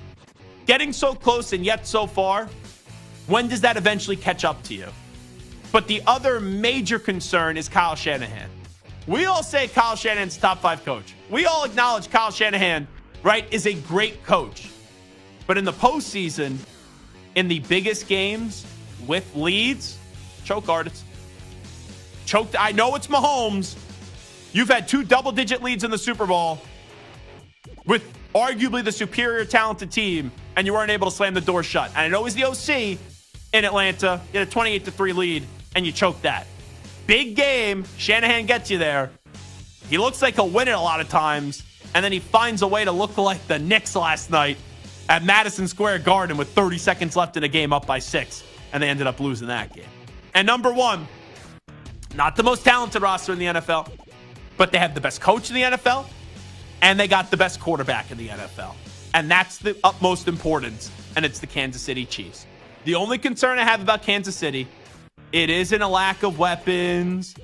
It isn't, is this catching up to them? The only concern I have about Kansas City is health, and it's the health of 15. As long as 15 stays upright, Kansas City is the most feared team in the NFL. So entering this season, the 5 teams that I have as the best teams in the NFL, in at number 5, the Bengals, in at number 4, the Eagles, 3, the Detroit Lions, 2, the San Francisco 49ers, and 1, the Kansas City. How about those Chiefs? Samter, speak now or forever, ever hold your peace. How about the former AFC number 1 seed Baltimore Ravens? They're good. They added Derrick Henry. There's a lot of intrigue there. But the Ravens kind of have that feel to me as a team that I don't care what they do in the regular season anymore. It's postseason time. It's go time. And this past year, AFC was vulnerable. They had the home field advantage. They played a crappy playoff game against the Texans. And even when the Chiefs didn't play a good offensive game up against the Ravens, Lamar Jackson and the Ravens did jack squat. So I still look at them as a great pretender, but I don't think they're like a serious contender, even though their expectations should be Super Bowl or bust. All right, how about the Buffalo Bills and their new number 1 wide receiver, Keon Coleman? I think the Bills will be better than what people think. I think they could be a dark horse pick to go to the Super Bowl. Josh Allen, I have him as the 3rd best quarterback in football right now. They do give you a little bit of a Ravens vibe where they've been close, but yet so far and probably closer, and definitely closer than the Baltimore Ravens. Defensively, though, I got to see what that team looks like. Von Miller missed a lot of last season. How much gas does he have left in the tank? No more Micah Hyde, no more Tre'Davious White, no more Jordan Poyer. Those guys were getting up there in age, dealt with a lot of injuries. It's like, okay, how do you replace those guys? Offensively, though, I think they have enough. Line's good, led by our buddy Deion Dawkins. You got one of the better quarterbacks in football. And I think the trio of weapons in Coleman, in Kincaid, and James Cook are going to surprise a lot of people. But, hey, in the AFC, I have the Chiefs and the Bengals in front of them. They've owned the Buffalo Bills in the postseason throughout the year. So they're on my outside looking in. You've been all over the Texans. How are they not in your top 5? Yeah, that was the one that was the toughest one for me. Because Will Anderson's a stud. You add Danielle Hunter. You add Stephon Diggs. You got Nico Collins. And you have already a top 5 quarterback, the 5th best quarterback in the league in C.J. Stroud with the phenomenal coach in DeMeco Ryans. They got to the 2nd round last year. They could be in the AFC Championship game this year. They could even be in the Super Bowl this year. But I just think the overall rosters of the Eagles, the 49ers, they're better. And the Bengals, who are my fifth team, have proved it before where they've been to two AFC championship games. They've been to the Super Bowl. We just haven't seen it yet with the Texans. So that's why they're up and coming. They're going to be great, but they're just on the outside looking in for me. And the last team, this is like the hot team in the NFC, Jordan Love and the Packers. I love the Packers. Da-na-da-na-na-na. Go, Pack, go! Jordan Love is a stud. Dobbs and Watson have to stay healthy. You add in Josh Jacobs. Defensively, new DC, Jeff Hafley coming over from Boston College, Kenny Clark on that defensive front, enormous for them. My only concern about Green Bay is sometimes when you have your first-year starting quarterback play so well, the next year they stumble back a little bit, just slightly, and then the third year they have a monster year. And that division is really damn tough. The Packers should be a playoff team, but top 5 team in the NFL, I'm not ready to put them in that elite category yet. By the way, I'm surprised you didn't mention one team, Samter. How about your Jets? Whose? Yours. You're a Jet fan. You mean Brendan? Stop the shtick. You mean Brendan Tierney's? No, you. Jets fan. You're a Jet fan. Joe Benigno's? You. Oh. You've been very optimistic about the Jets. You've been stroking the Jets all offseason. Do you think they should be in the top 5? No, not yet. What? No, of course not. No. Mr. One of the best rosters in the NFL, they're not in the top 5? Not yet. I need to see them together with Aaron Rodgers healthy on the field. Mm-hmm. But do I think that if everything comes together for the Jets, that they are going to be in the top 5? 100%. Right now, you can't put them there yet. Here's why they won't. Rodgers is in clutch. Rodgers is great. He is not. Rodgers is a top 10 quarterback of all time. Rodgers is a Hall of Famer. With how early he won that first Super Bowl and how many times he's been back there and how many excuses they make for Aaron Rodgers, which hasn't always been his fault, just like how Joel Embiid, it always hasn't been his fault. But that game against Tampa Bay and against Brady, where they were up at halftime, Brady, after hitting Scotty Miller in that left corner of the end zone, and Brady practically begged the Packers to eliminate him, throwing 3 interceptions, and it was back-to-back drives of 3 and out for negative yards. You had in the red zone not being able to get touchdowns. I know everyone crushes LaFleur for taking the field goal in that game, but Rodgers and that offense, they were basically given the game, and he was allergic to getting back to that Super Bowl. I got a great Rodgers choking in the big moment story I can tell another time. Oh, yeah. We'll do this. We will hear that story on the other side. Also, JJ Redick, potentially the next Lakers coach. I'll respond to that in a few moments. This is the Zach Gelb Show on the Infinity Sports Network. You're in a 5-minute break.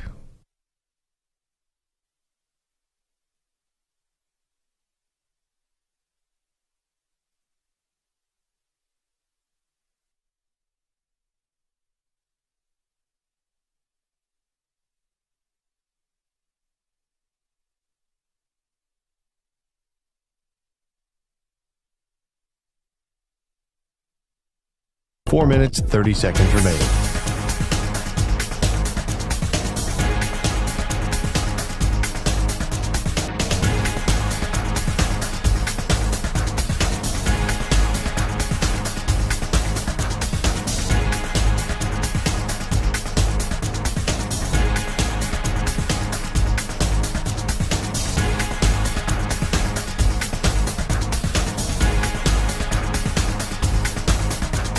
Four minutes remaining.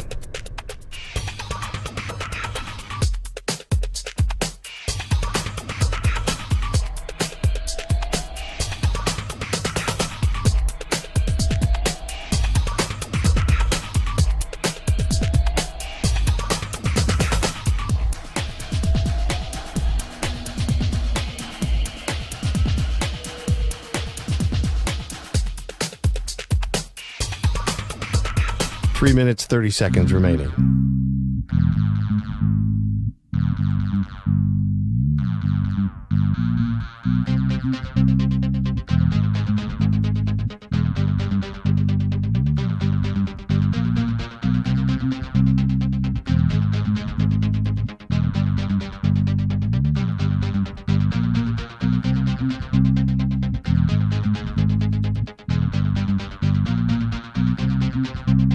3 minutes remaining.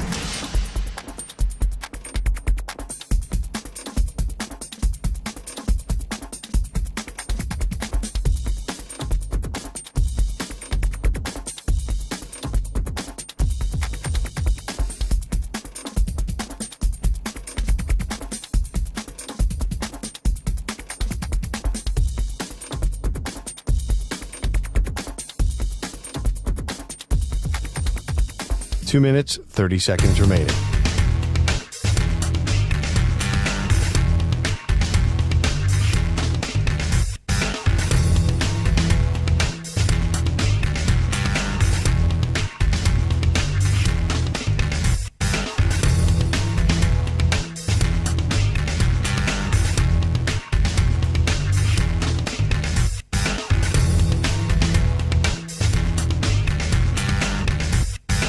Two minutes remaining.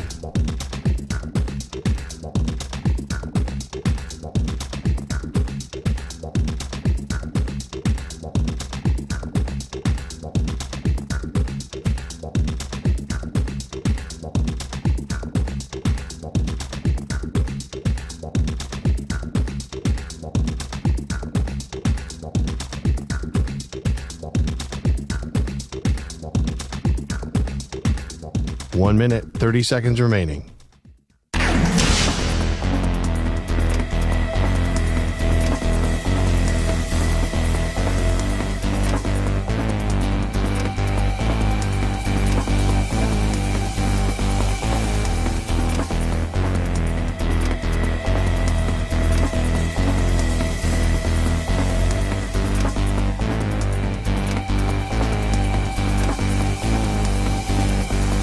One minute remaining.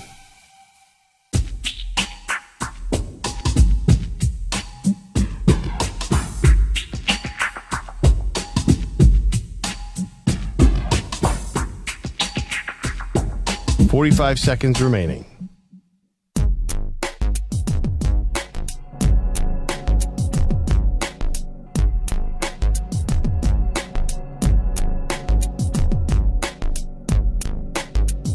Thirty seconds remaining.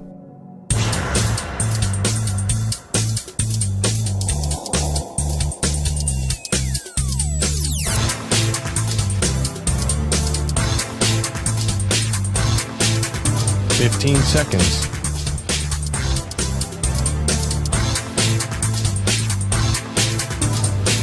Break ends in 5 seconds.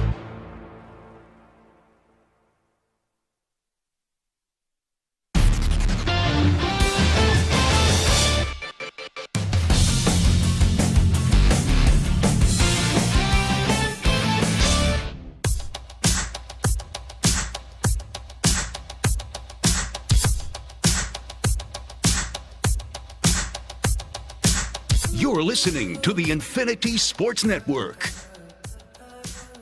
It is the Zach Gelb Show. We know for so many years Ezekiel Elliott did wear number 21 with the drama Dallas choking Cowboys.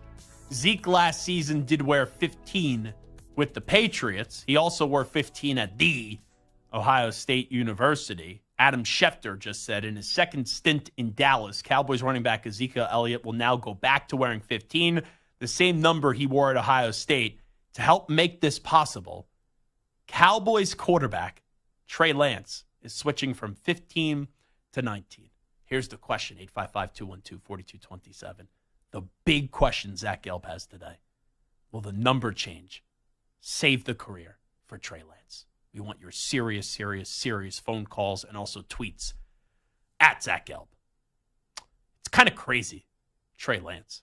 Trey Lance goes from the guy that the Niners moved mountains for, barely played for the San Francisco 49ers. Now he is a backup in Dallas, and you can't even remember that he is a backup in Dallas. You think there's any negotiations? Because say what you want about Zeke. Zeke, for a little bit, was the face or one of the faces of the Cowboys. So he comes back. So that is, I say this in, if you're like a big-time Cowboys fan, he's not Cowboys royalty. But for 5 or 6 years, he was Cowboys royalty. Does Zeke have to negotiate a deal with Trey Lance? Or is Trey Lance kind of in that category of, dude, you're still lucky to be on this team, even though I'm coming back, and I don't want to say Zeke is washed up because he did have a solid year in New England, but he'll never be a star again in this league. I guess Zeke does have the power to get whatever he wants from Trey Lance. It would be a bad look for Trey Lance, but I'm not saying, hey, Trey Lance, you don't have a lot of bargaining power. But if he really wants the number, I guess maybe you do get something out of it. I saw Cam revealed the story that Jimmy Clausen, I think, wanted it was $1 million or something like that for his number, for Cam's number 1. And Cam basically said, yep, that was the last time when I knew that that's what he wanted. I think Cam did give it to him, but that's when he knew Jimmy Clausen's career would fade away. And Cam's along the lines of, when did you ever hear about Jimmy Clausen after that? Anyway, Samter, you tease something, and I hope Samter's not the friend that says, oh, I have a great story, and then it's not a great story. Because we all have that type of friend that they always say, oh, this is the best story ever. Oh, I have the greatest story ever. And they tell the story, and it's like, womp, womp, womp. But Samter teased before the break, we were talking about Aaron Rodgers. You have a great Aaron Rodgers, what is this, him choking in a big game, not being clutch story? Correct. So I used to work for the Arizona Cardinals. Mm-hmm. So I was down on the field for many of the games, especially from 2007 to 2010, the Super Bowl run, the year with Kurt Warner. And then the next year, after they lost in the Super Bowl, Kurt Warner comes back, and they play in the most epic wild card game against the Packers. Is this the Dansby walk-off? This is the Dansby walk-off. 2 plays before the Dansby walk-off. We'll get to that in a second. Rodgers had a monster game, 423 yards, 4 touchdowns, and the pick that ended up being the walk-off to Dansby. Kurt Warner had 5 touchdowns and 4 incompletions. It was the most insane game. The game goes to overtime, all right? It's tied 45-all. First play of overtime.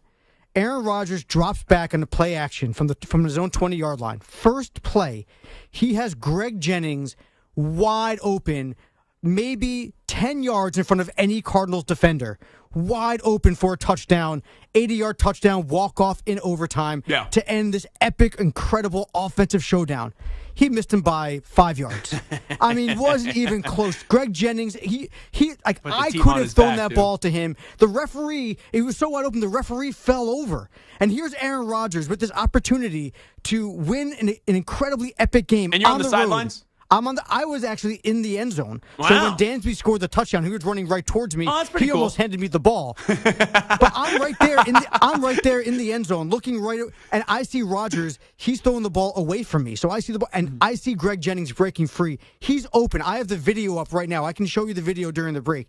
He was open by 10 yards. Rodgers overthrew him by 5 yards in overtime. Epic game. Good story. A good quarterback who doesn't choke under pressure makes that throw. And here's what happens, right? Rodgers had the epic game. Great stats, great numbers, looked wonderful. Lost the game when it mattered. Overthrew Jennings, and then fumble pick to Dansby to lose the game in overtime. That's who Aaron Rodgers is. That's who he'll always be. And that's why he'll never win a title for the Jets, and that's why the Chiefs are the best team in the NFL. Well, we could stop the bull junk at the end, because you are deep down a Jet fan, and you exposed yourself when Braden Fisk was in studio. And you were like, oh, I hope my Jets draft you, Mr. Fisk. Thank you so much. Thanks for coming in and coming home with Zach. So you were exposed there.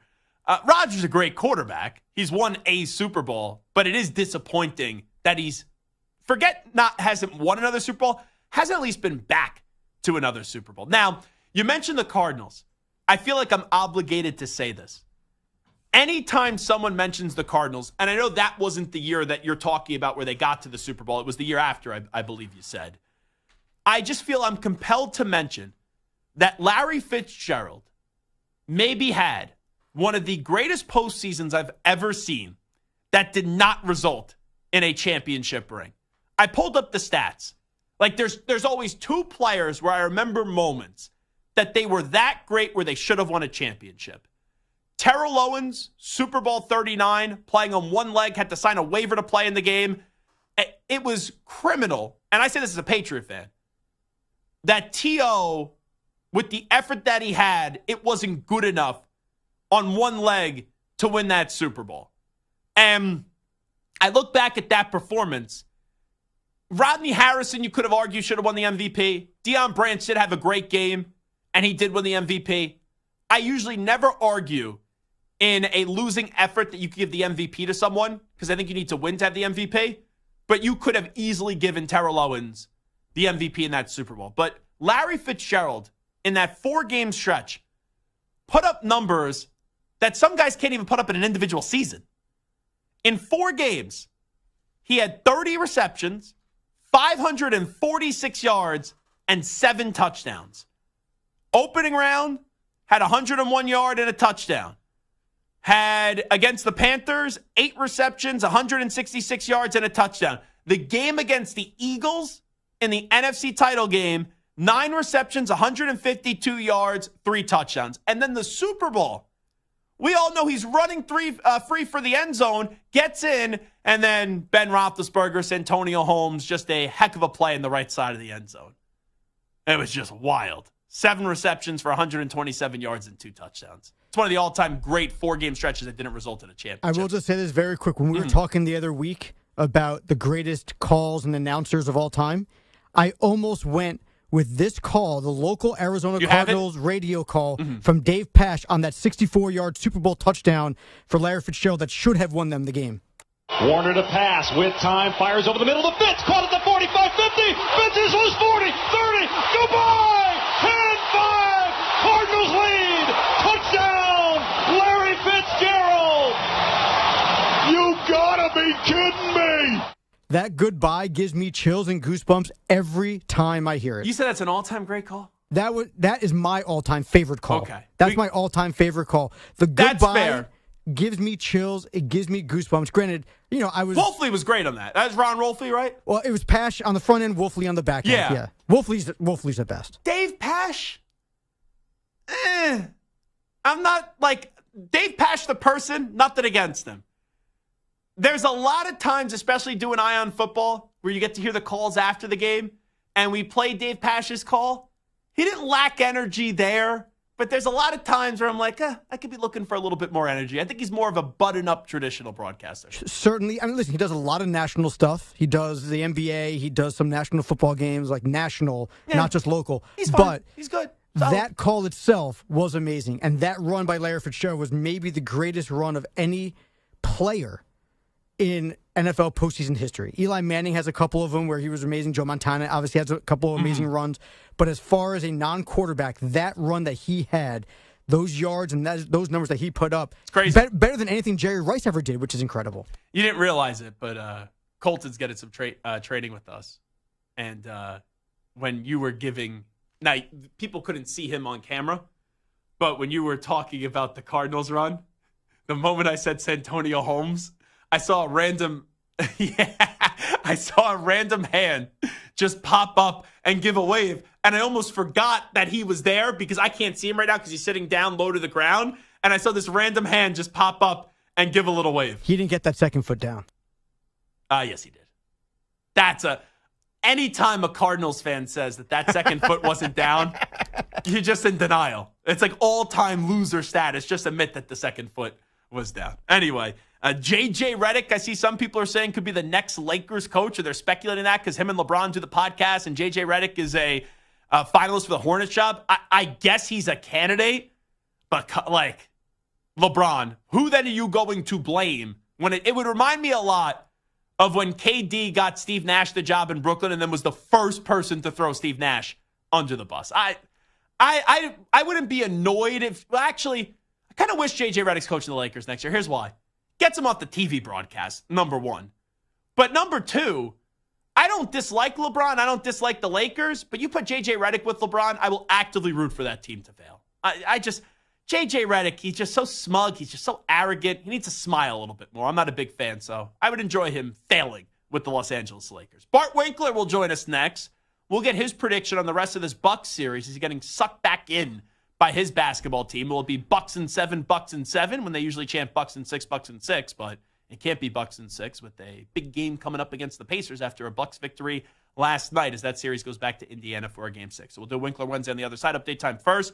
I will get to Ack's story in the next update because Ack has a story too. So we'll now tease you through 2 updates for Ack's story. But here is the great Richard Ackerman. Infinity Sports Network Sports Flash. The Celtics have taken control of this first-round series with the Heat leading 3-1. They're 37-4 at home this year and host tonight's Game 5, looking to finish off Miami. The other matchup tonight features the Mavericks and Clippers in L.A., even at 2 games apiece. The Clippers will be without Kawhi Leonard again because of a knee injury. Tim Hardaway Jr. is out for Dallas.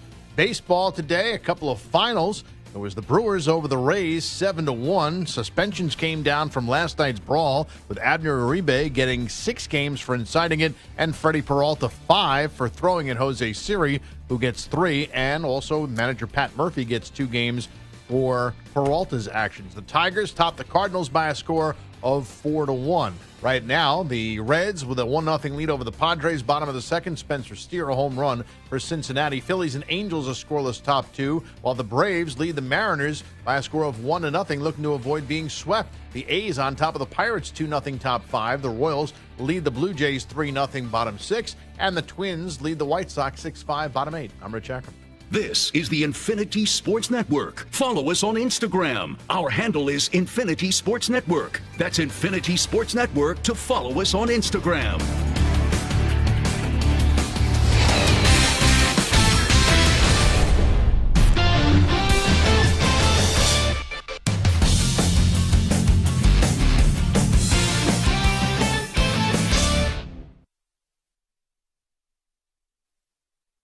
You're in a 5-minute break.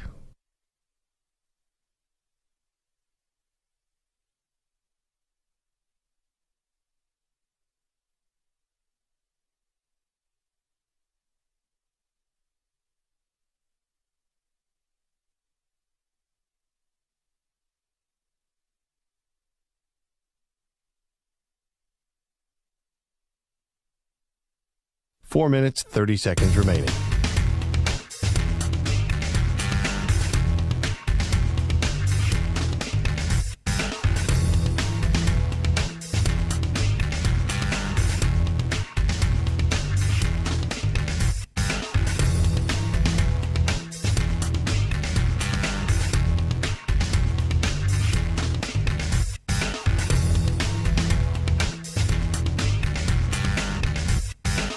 Four minutes remaining.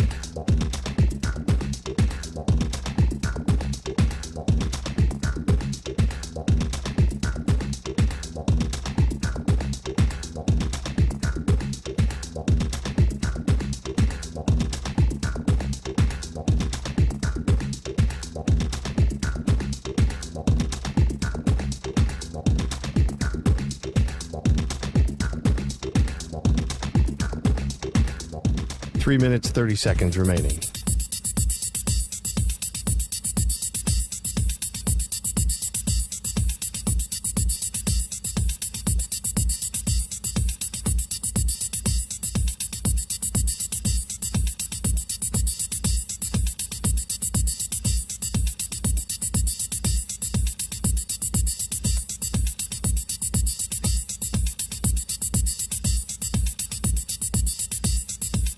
Three minutes remaining.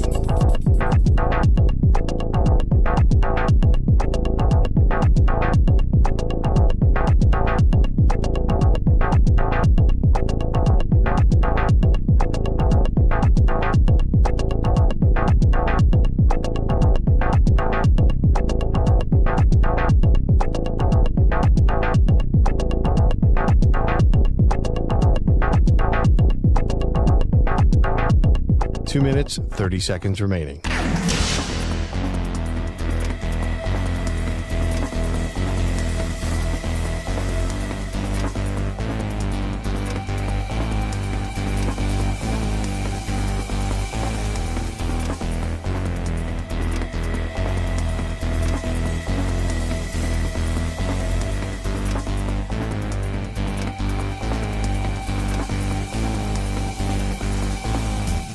Two minutes remaining.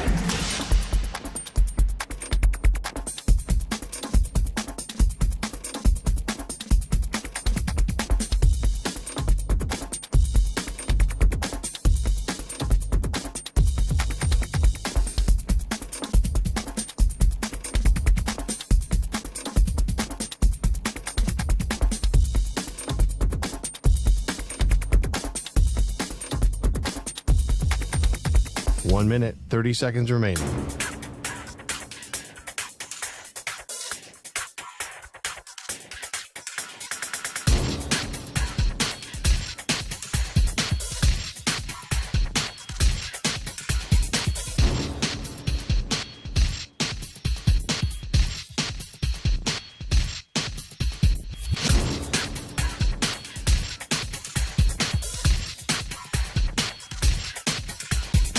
One minute remaining.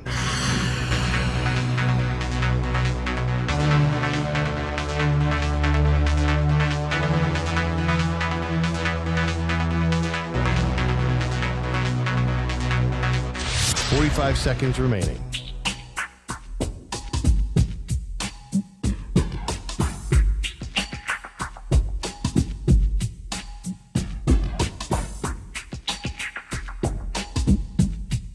Thirty seconds remaining.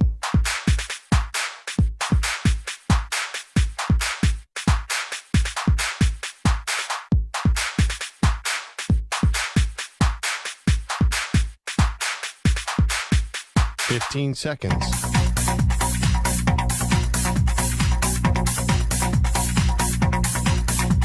Break ends in 5 seconds.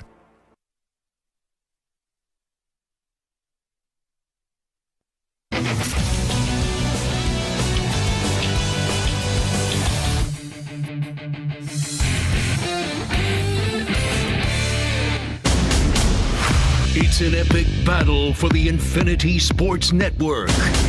Zach. Lethargic, putrid, pathetic quitters. They're quitters. What a joke. Bart. Something fun to talk about. That's what we do here. It's like, hey, guys, it's like we're just hanging out at a bar talking sports. It's time for Winkler Wednesday.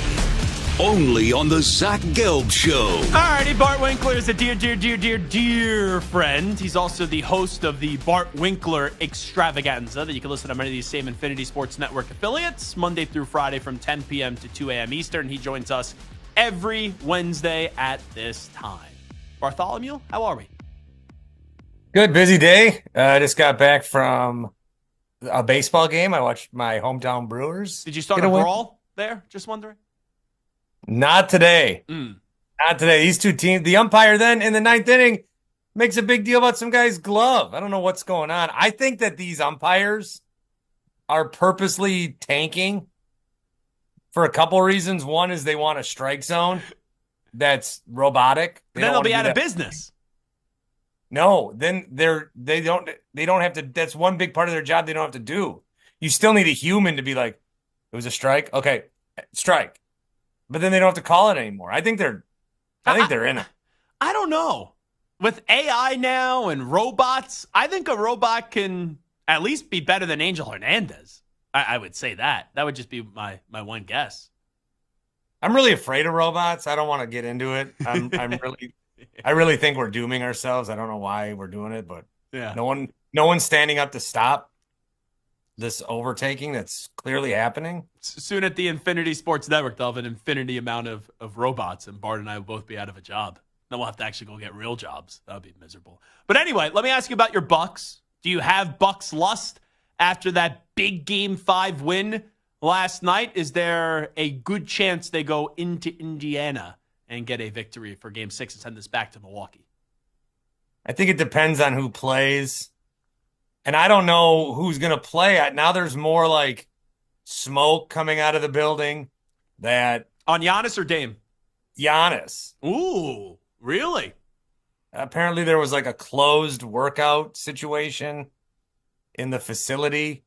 Dame, I don't know. I've heard from people in the last week that, oh no, they don't want to bring Giannis back. They're thinking about the future.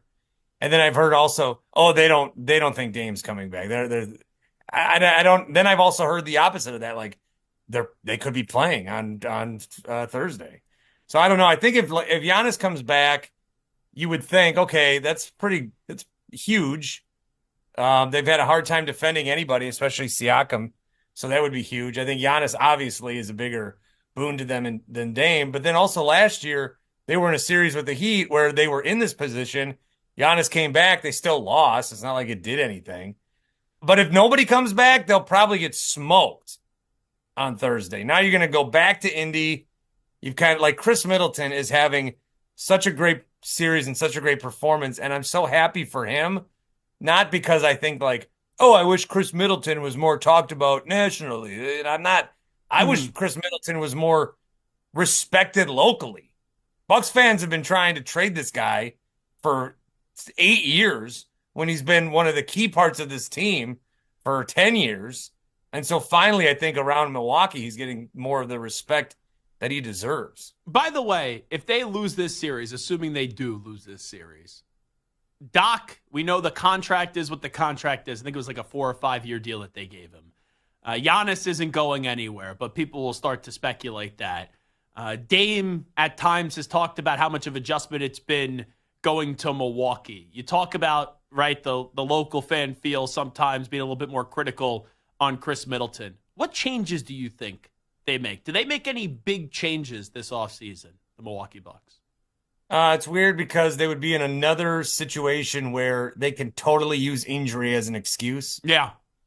I mean, but they haven't been. Last year, they fired their coach. This year, in the season, they fired their coach. They went out and tried to get Damian Lillard. You know, they're doing all these different things, even though the layout is there to just say, oh, we'll run it back. Just run it back.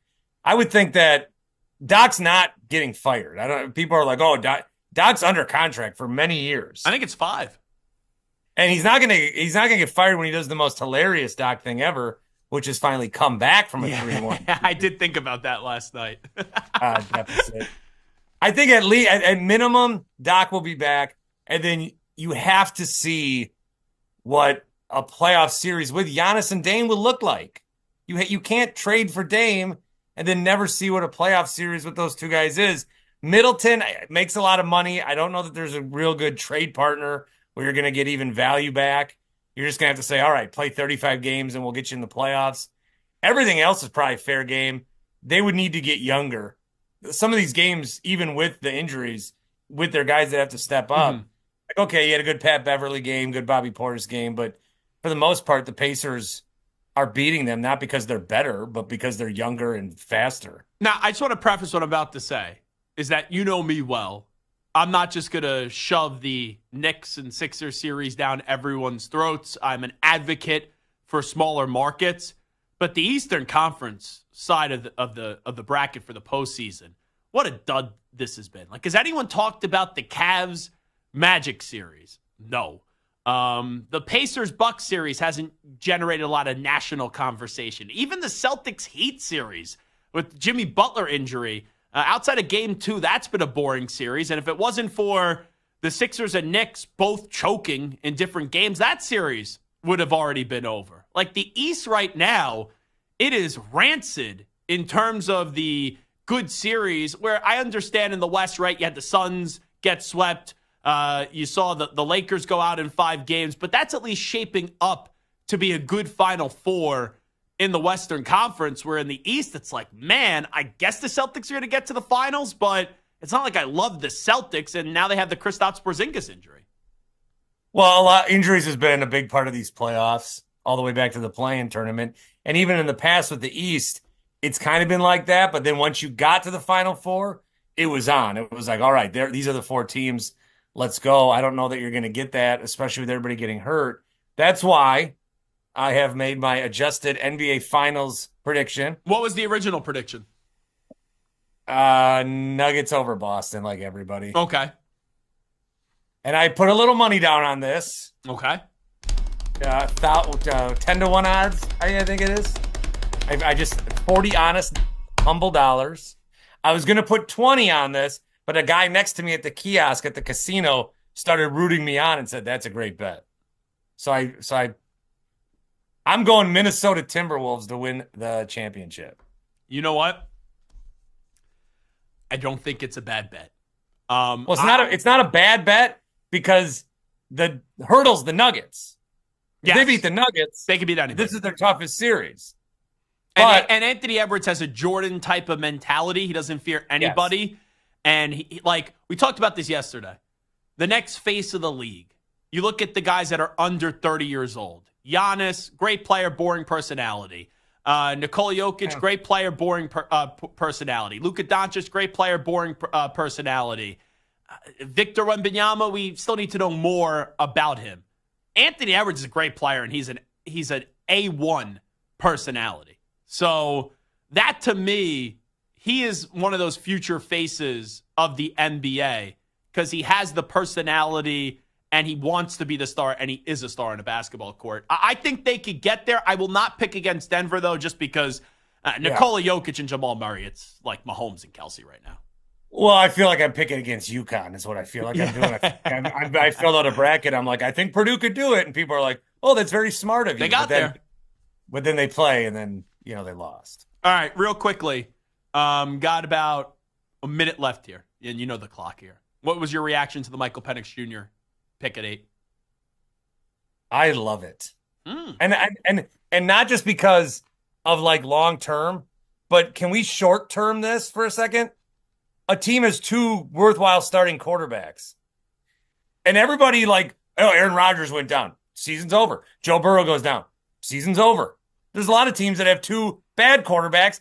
The Steelers got bounced in the playoffs because they had a good team but 2 bad quarterbacks. At least in the short term and long term I've talked about, I can go into that. But it's also a good short-term play. We always make fun of these teams for not having good backup quarterbacks. This team has 2 quarterbacks, and everyone thinks it's the worst thing that they've ever done in the world. And yes or no? That would be trading Brett Favre, by the way. Yeah. Yes or no? LeBron back in the Lakers next season? He will be one of 2 James on the Lakers, yes. Gotcha. So I'm with you, too. I think Bronny's going there as well. And maybe, hey, JJ Redick's going to be coach of the team. We all need to see That'd be a JJ mistake. Redick on a sideline. Yeah. No, bad move. Maybe they'll hire Doc Rivers again when he gets fired next season in the middle of the year.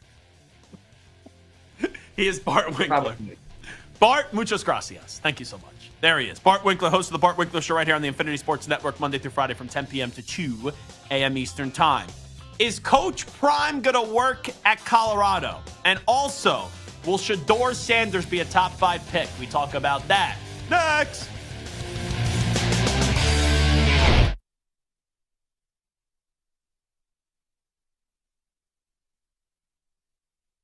You're in a 5-minute break.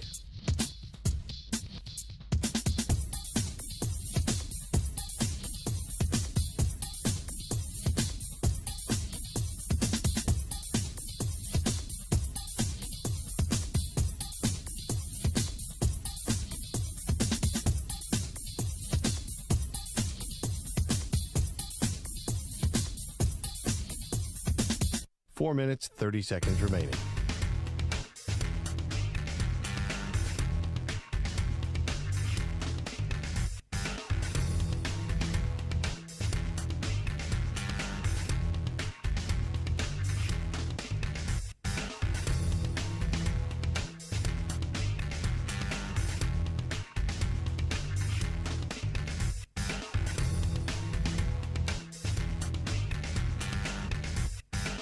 Four minutes remaining.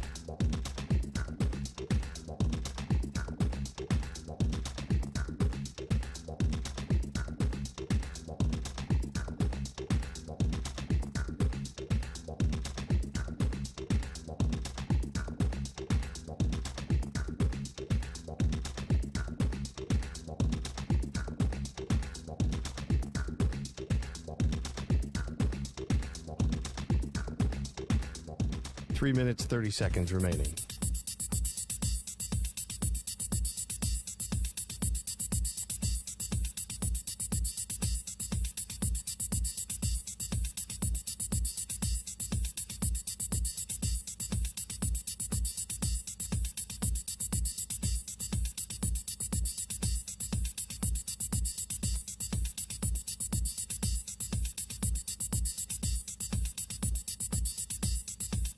Three minutes remaining.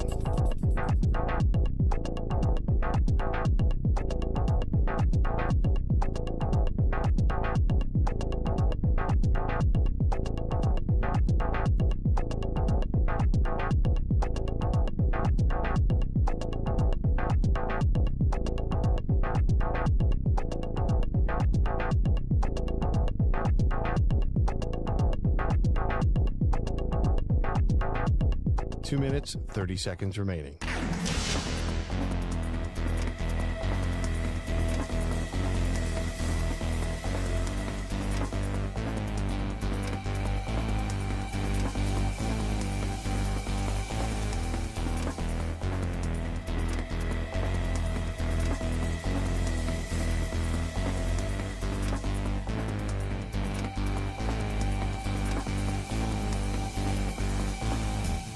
2 minutes remaining.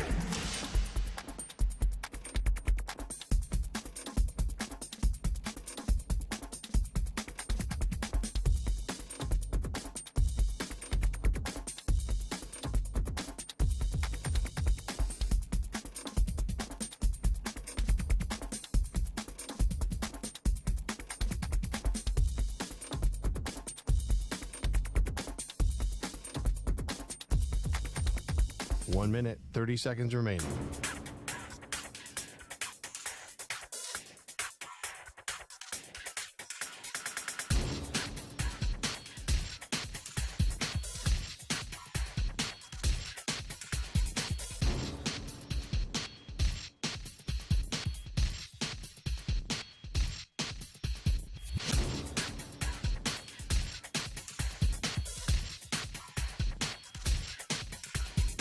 One minute remaining.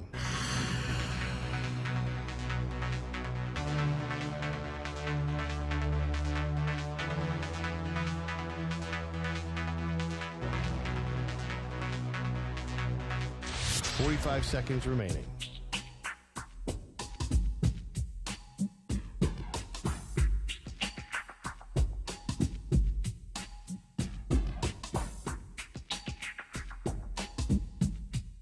Thirty seconds remaining.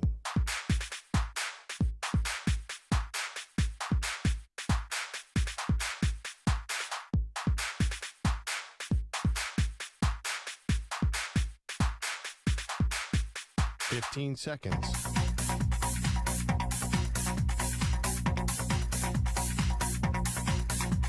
Break ends in 5 seconds.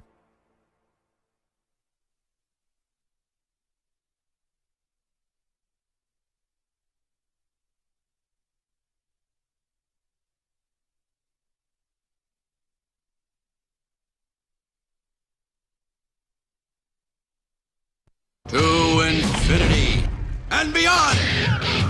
He's live. He's nationwide. This is the Zach Gelb Show.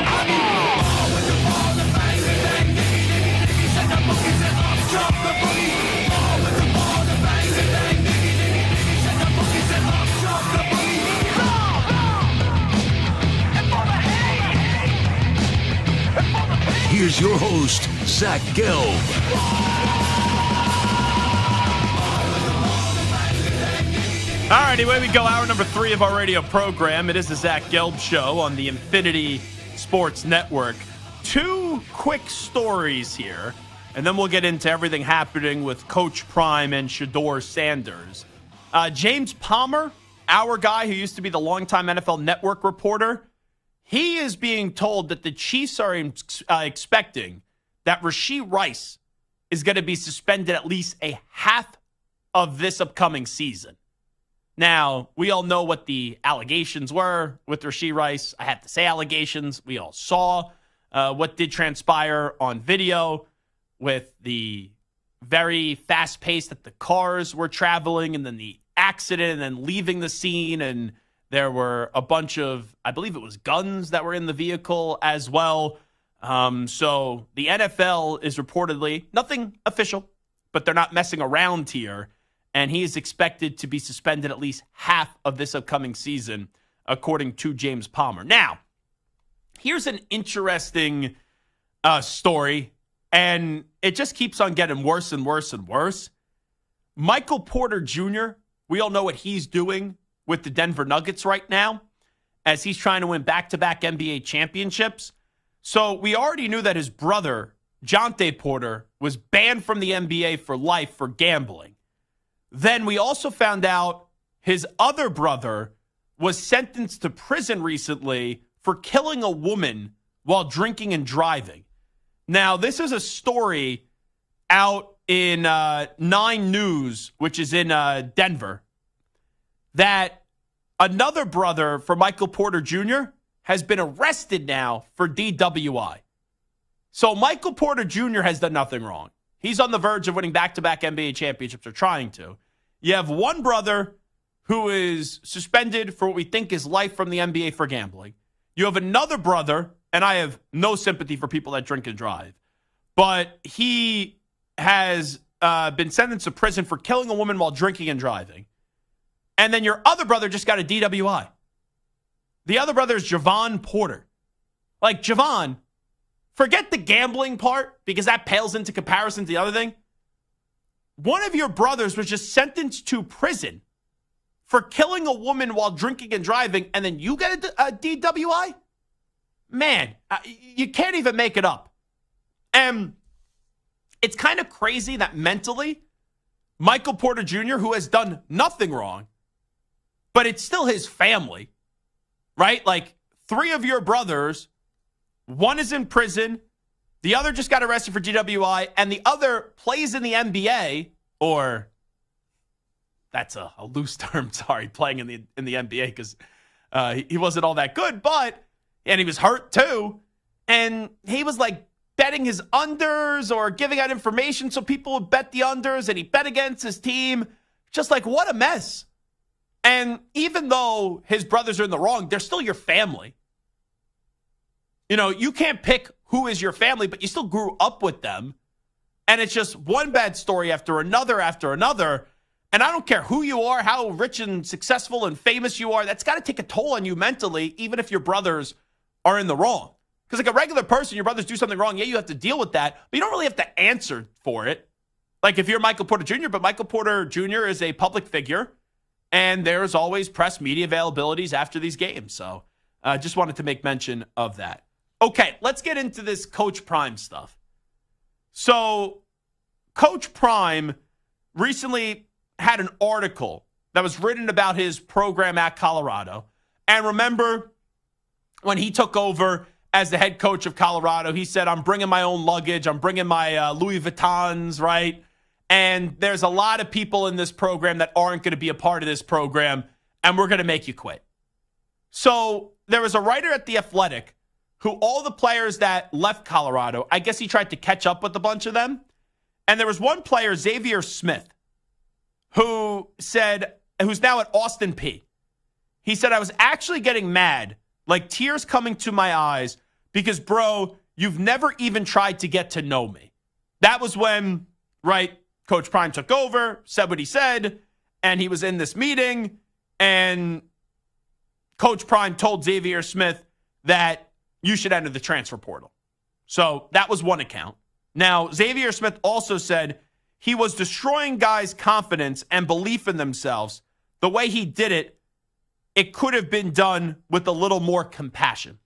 So, if that was just a story, right, most people probably wouldn't even have read it.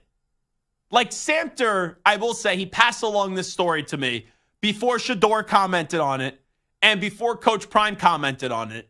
And I was like, okay, it's a story of former players that were in the program that probably a lot of them had negative things to say because they were driven out of the program that they once did commit to. So whenever you have that story, you got to take it with a grain of salt. Even though there could be a lot of truths in there, they weren't being given the opportunity to continue their career at Colorado. So Shedeur Sanders, the son of Deion Sanders and the quarterback at Colorado, said, I don't even remember him, to be honest. Quote tweeting this story from The Athletic when talking about Xavier Smith. Bro had to be very mid at best. That's such like, what is, Shedeur is like 21, 22, I think. And I'm not a old, decrepit man. I turned 30 in August, which is a weird statement to say. But Shedeur is 22. He turns 23 in February. The kids these days, they do use the word mid a lot. So, okay, that response is going to garner some attention. But it's Shedeur saying it, not Coach Prime saying it. So someone, like a random person, like someone on Twitter, tweets Coach Prime and says, tell your son to stop acting like he's the coldest one out there and then put up a 4-8 season. All right, so you have someone trying to get into a little bit of the kerfuffle, but it takes two to tango. Coach Prime responds, quote tweeting it, and says, he will be a top 5 pick. Where's your son going? LOL, LOL, I got time today. LOL, LOL. Is this mic on? Testing 1, 2, 3, testing 1, 2, 3. I got to pinch myself. Ow. We're living in this world. This is what we're doing. So I was a fan, and I still am a fan of Coach Prime. I think Coach Prime, I would have loved to have seen him coach in the SEC. I said that before he got the job at Colorado. Colorado, even though they only won 4 games last year, they were relevant, right? People cared. At least in September and October, Colorado was a fun story. And then they were really bad. And they won, after starting 3-0, they won 1 game down the stretch. And remember that game against Stanford where they had an enormous halftime lead and they choked it up in the second half? But even with me being a fan of Coach Prime, he's in the wrong here. So you have a former player who just is disgruntled, whether he's right or wrong in what he's saying. He says what he says. He's entitled to that opinion. Your son then responds, when you were the head football coach, and I know what I'm getting with Coach Prime. I know what I'm getting with Deion Sanders, right? He is not your typical by-the-book, buttoned-up college football coach. But when you have a younger player saying what he said, and then your son responding, you got to just stop it. You don't want to dump gasoline on the fire. You want to get a bucket of water and put out the fire. And all Deion Sanders did here was dump gasoline on this fire. And it doesn't do anyone good. And yes, last year, people didn't even think Colorado was going to win 4 games. And they won 4 games. When you start off 3-0, the expectations then turned into you got to be bowl eligible. And we know your son is a very good player, right? The quarterback class this year as we currently sit, it's not great. You know, I don't love Quinn Ewers as a pro prospect. We'll see the year Carson Beck has. He could be the first quarterback off the board. But right now, it is expected that Shedeur Sanders will be the first quarterback off the board in this upcoming draft class. But when you are the CEO of a program, and it's not the wrong decision for Colorado to hire Coach Prime, and he's already brought more juice that program has had in at least 15 years. And he's at least made them a story of interest. He at least made them relevant. I'm not totally saying you got to turn away from Coach Prime. I'm not saying he is always in the wrong, because he has done some good as a coach and has done a lot of good. But it seems like right now, Colorado is a little bit of a circus, where it's more about how many celebrities can we get to games? How many fans in the stands can we get to? Can we get Fox and ESPN both on our campus at the same time?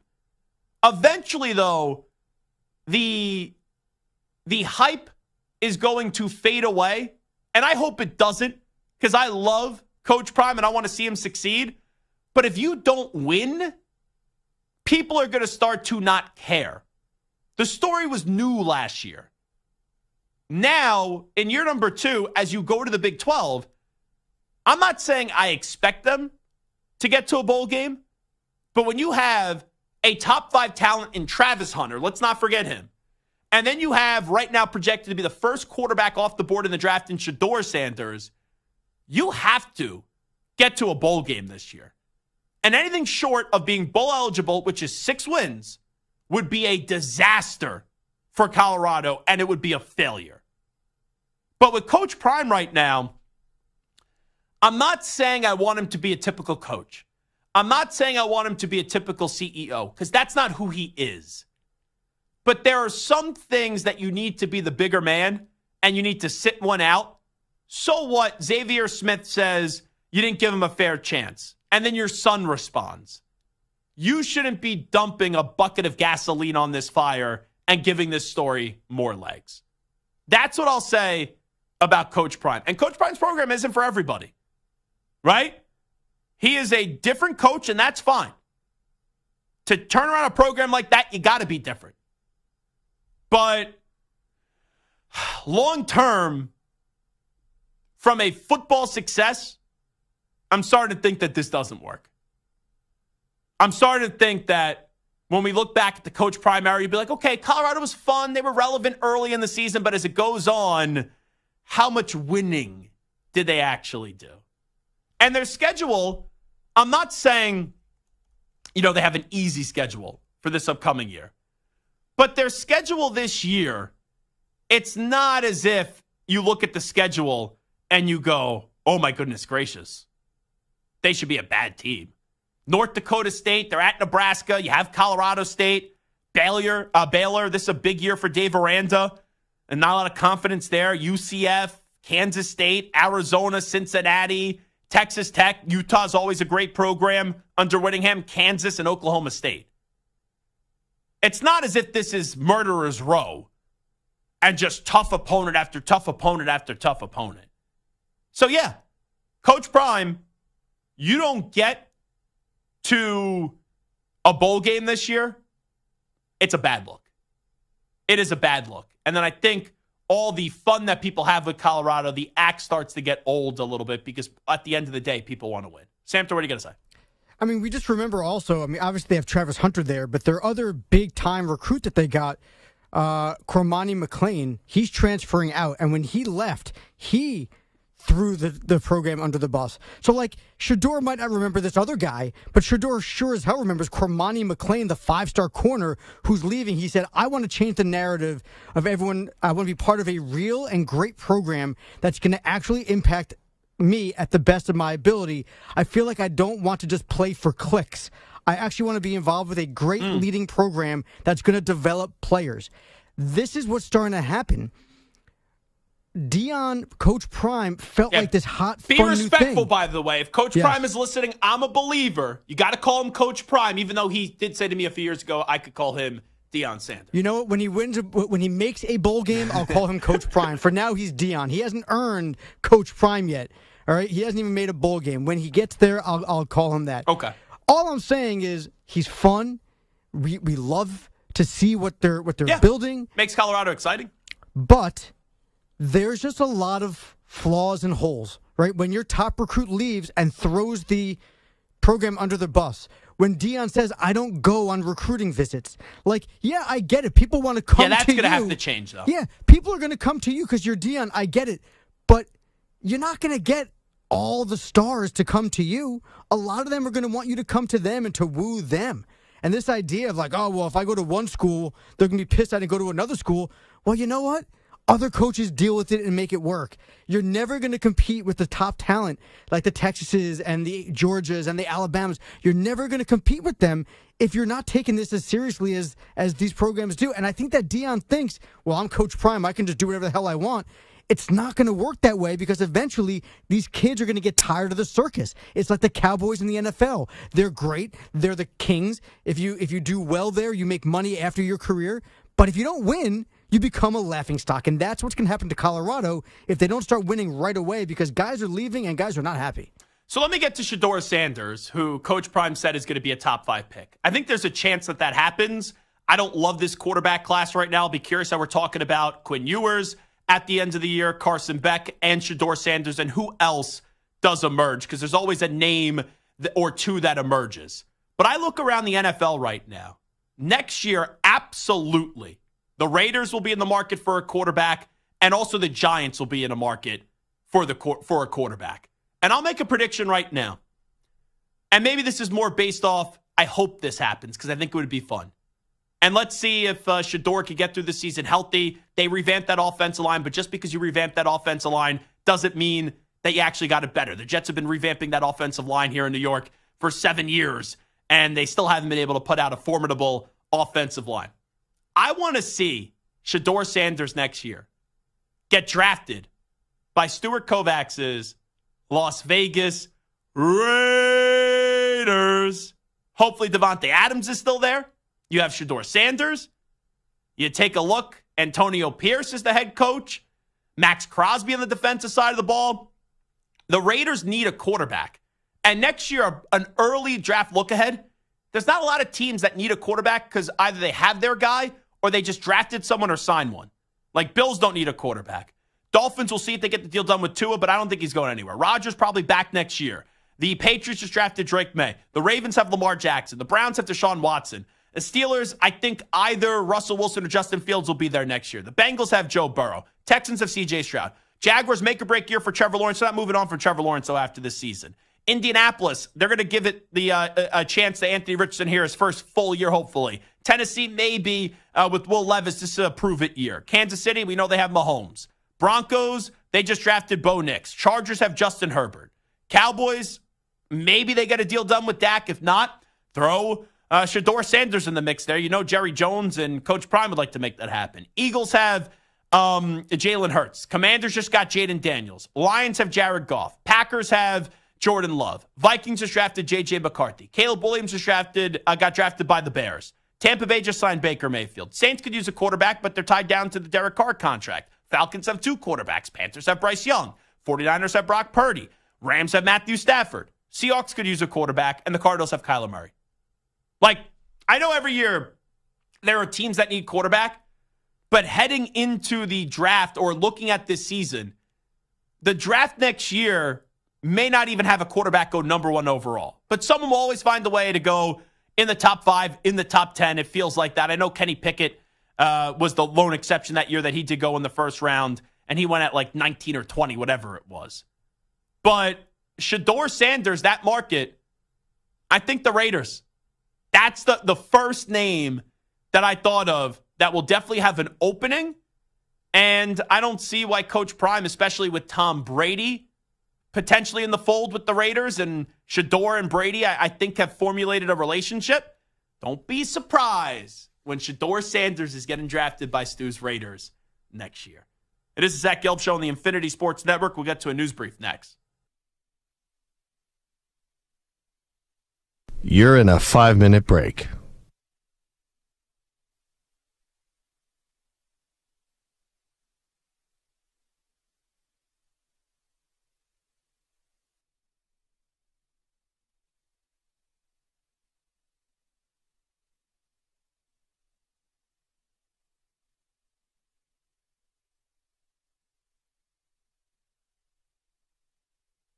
Four minutes, 30 seconds remaining.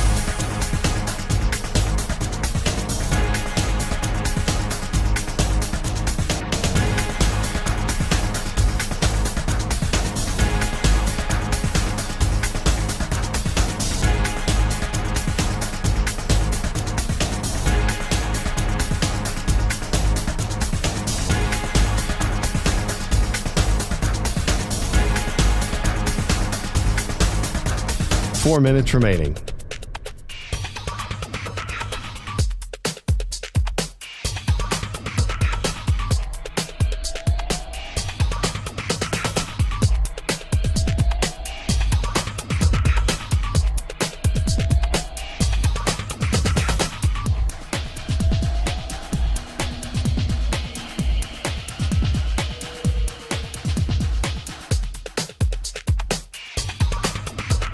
Three minutes, 30 seconds remaining.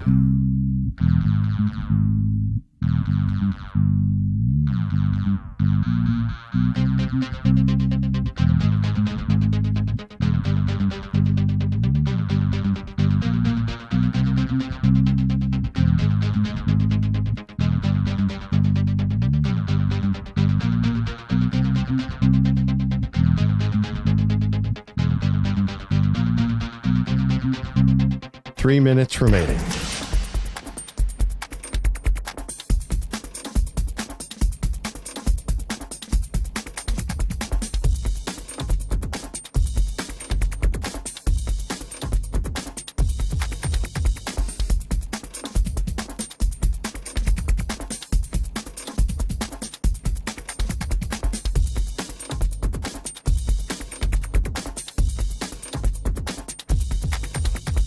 Two minutes, 30 seconds remaining.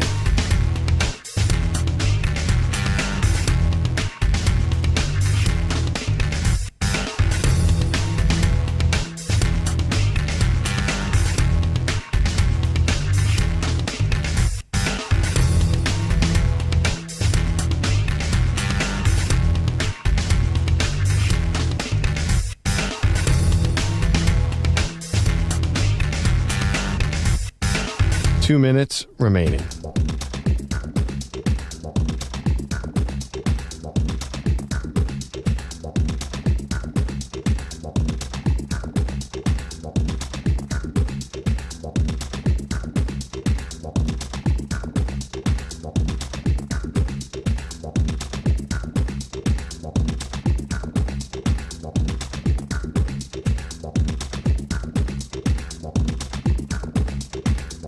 1 minute, 30 seconds remaining.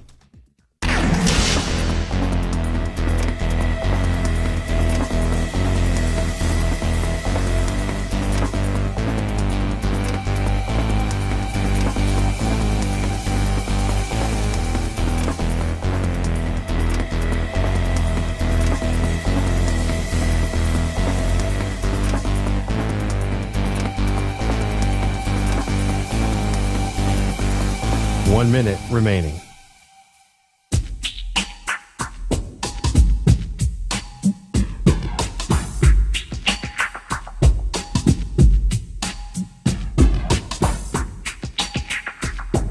$45 seconds remaining.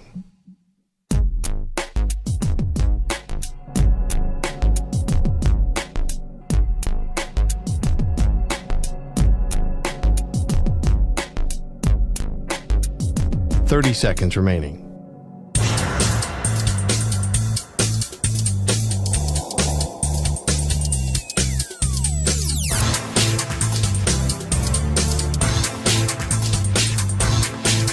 $15 seconds.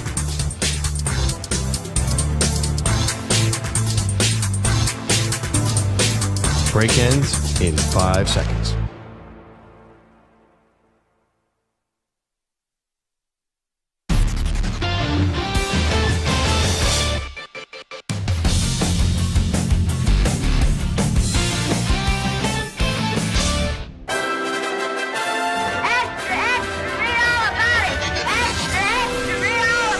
Time for your daily news brief. We get you caught up on the rumors, reports, and reconnaissance from the day in sports. Alrighty, let's go to Bears defensive back Jalen Johnson.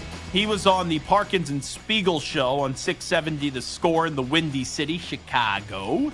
And he was asked about his comments in this past offseason when he was talking about potentially Caleb Williams coming into the locker room and how he'd have to leave the Hollywood stuff at the door. Here is Jalen Johnson now knowing that Caleb Williams is his QB1. That conversation was took completely the wrong way. People, to me, just wanted clickbait and didn't even take in consideration of the whole context of the damn conversation. Because when we were talking, she had brought up the whole, like, how do you feel about Caleb Williams if he comes, you guys do draft him and he's like Hollywood and he brings that, like, how do you think the Hollywood will come into the locker room?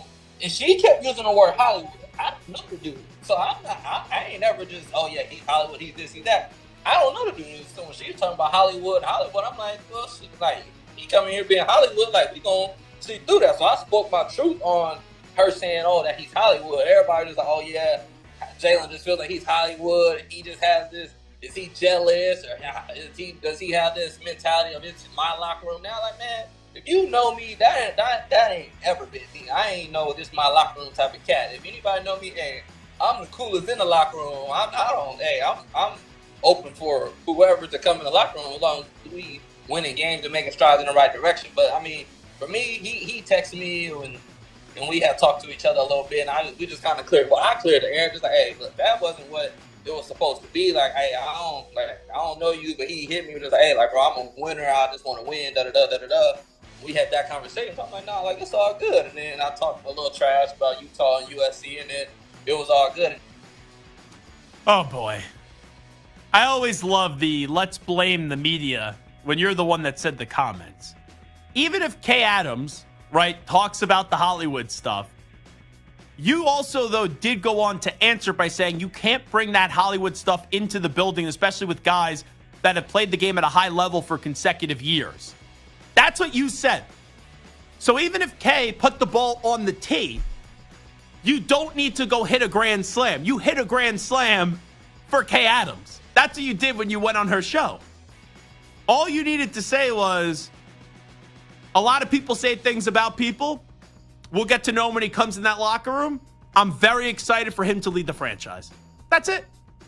You didn't take the bait on that. Instead, you did take the bait. So stop with the, oh, what I said was taken out of context and she set me up, blah, blah, blah. That's a bunch of bullcrap. Davante Adams. This was very interesting. He was on The Rush with Max Crosby. It's the Rush with Max podcast. And this is what he had to say about Jordan Love of the Packers. At the time when I was there, I hadn't necessarily seen enough to say this is for sure what I should do. But in hindsight, like we talked about, I mean, the kid is a baller, man. I'm so happy for him, and you know, I haven't really had a chance to truly sit down and talk with him. But I want to tell him at some point, like, you know, I definitely don't regret changing, but I'm super proud of what you've done, and you know, if there was a way I could pull you over here and you know and drag you with me like that, you know, that would have been cool too, because you know, obviously we saw what he did at the end of the year, but. I don't regret what I did, but at the same time, it's definitely, you look back on it, you're like, damn, that boy got a ball. Could he be the next one? Could he be? I mean, I think he is. I think he's shown that. Yeah. And he's starting to come into his own. I mean, you can see the way he's talking in front of the media and everything. It's just like a whole different person than what I saw when I was there. Yeah. And that comes with experience. Stu, I have to ask you your thoughts on this, but before I ask you your thoughts on this, I have to say, we are men. We don't lie to one another, right? You lie to other people when it's 3 friends sitting down having a chat. We do not lie to each other, and that's what we have here with Moist Mike, you, and yours truly. Now, the same should be said for teammates with Davante Adams and Max Crosby. When you get to the line of, I don't regret anything by Davante Adams, I think that's a lie. Your thoughts? 100% agree. He says he doesn't regret it, but I think he has some regrets. Yeah. Now, I understand why Davante Adams had his feelings hurt in Green Bay, because he knows that Rodgers was more important to him, but they were paying too much attention to Aaron Rodgers, and they left that contract situation without a great resolution, and it felt like it was all attention to Rodgers. And even though at the end of the day they made him a better offer than what the Raiders ended up paying him, he was like, screw this. I'm sick and tired of the drama show. But then you get to the Raiders, you think you're going to play with Derek Carr, your former college quarterback at Fresno State, and then the McDaniel stuff happened, which it was probably good to get rid of Carr, but they've never were able to really find that replacement.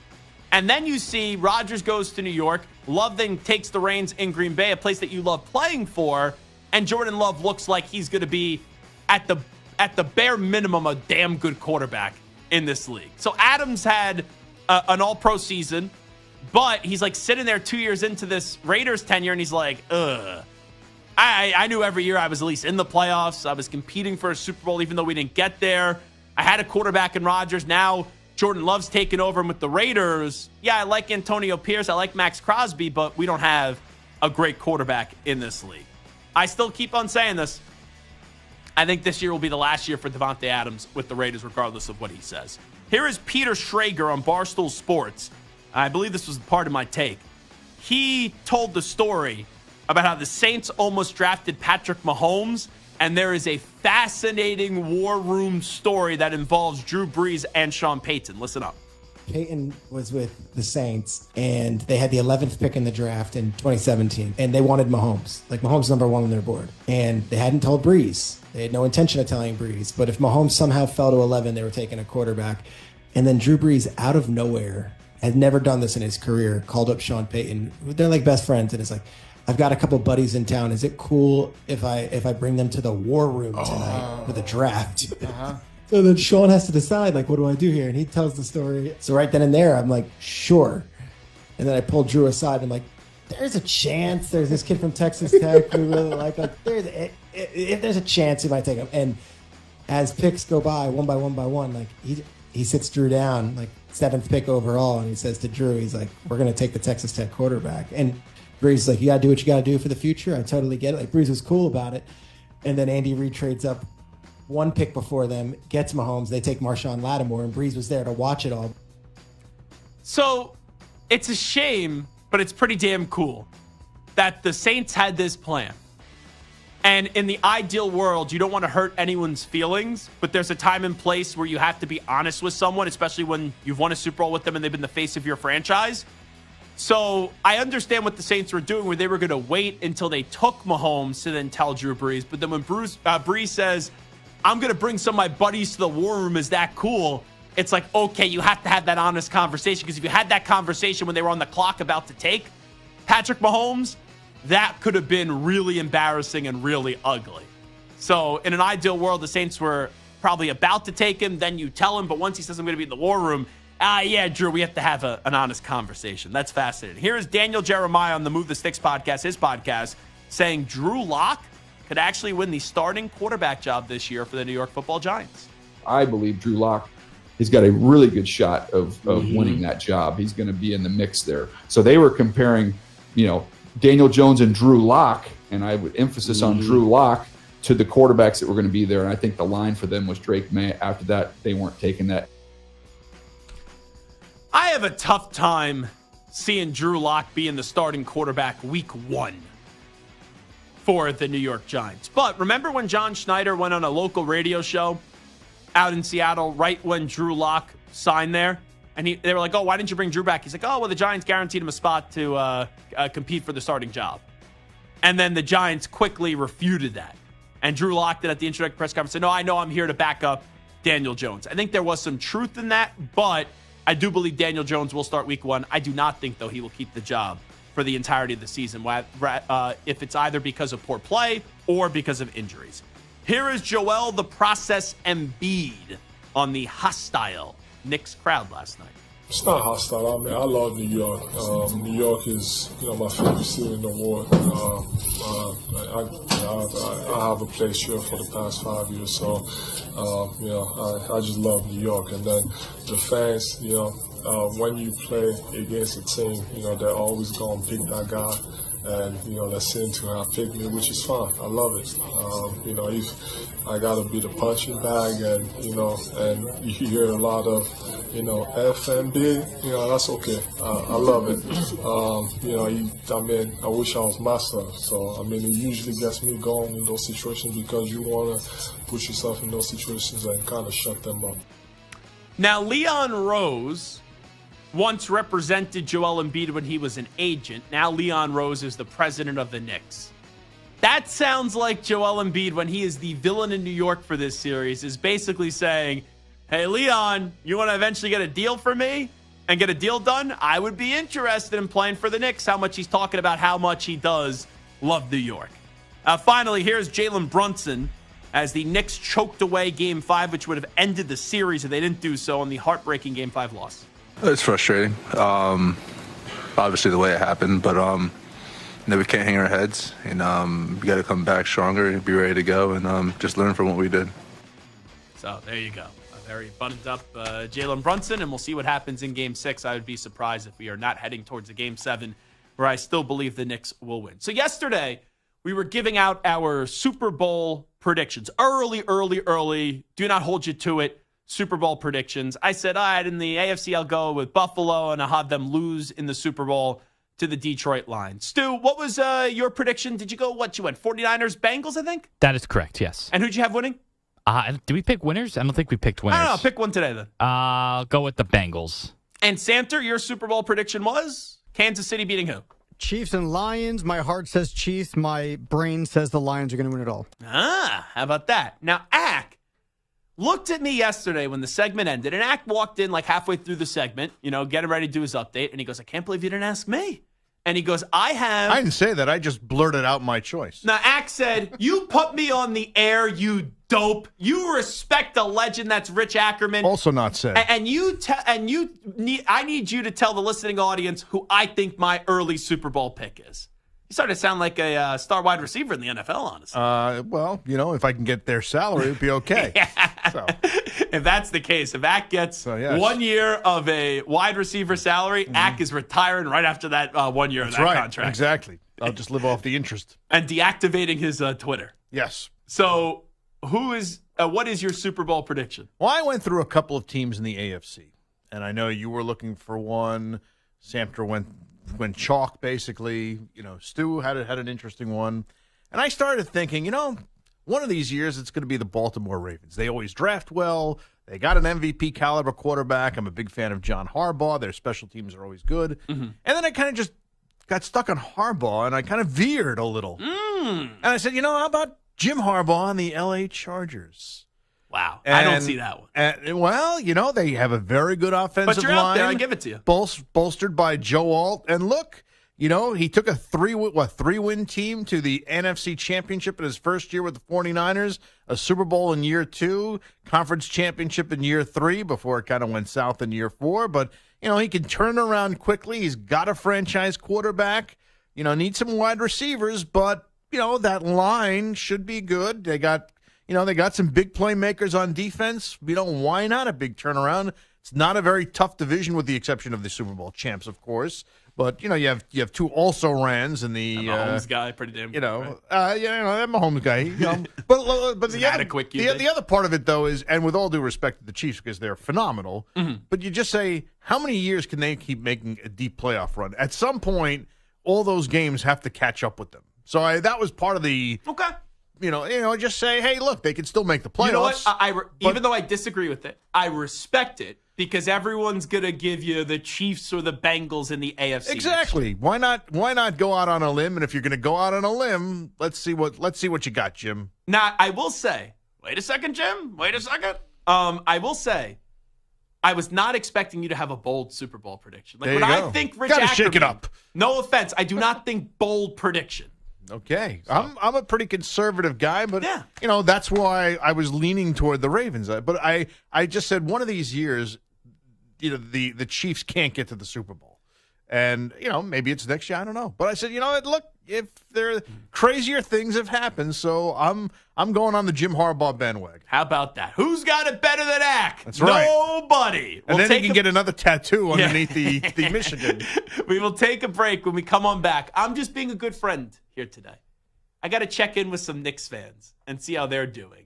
We'll check in with Ryan Hickey. We'll check in with Manny Rodriguez. We'll check in with Pat Boyle. A lot of talking from those three, and their Knicks choked it up. We'll check in with them next. Update time. Here's Zach.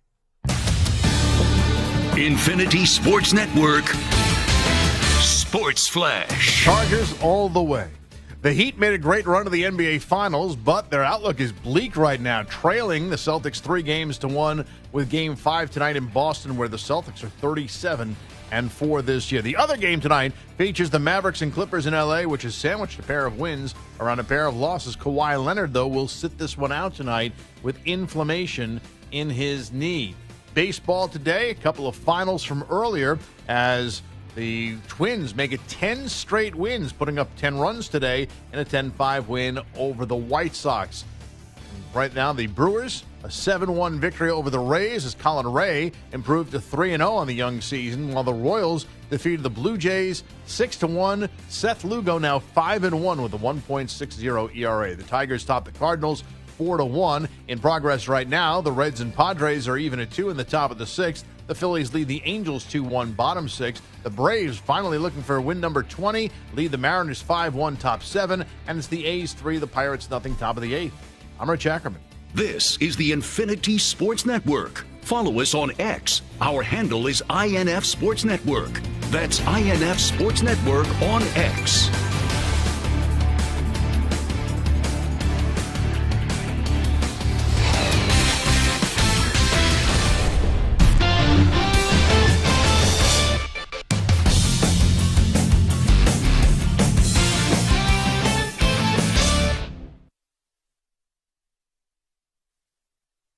You're in a 5-minute break.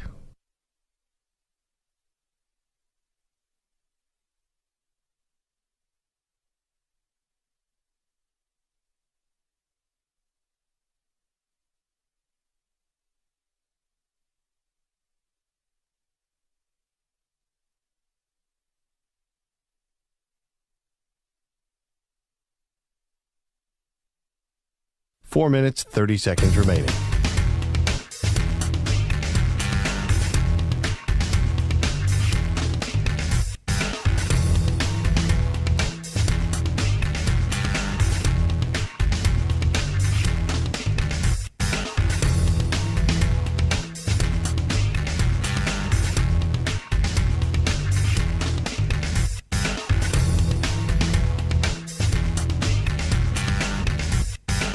Four minutes remaining.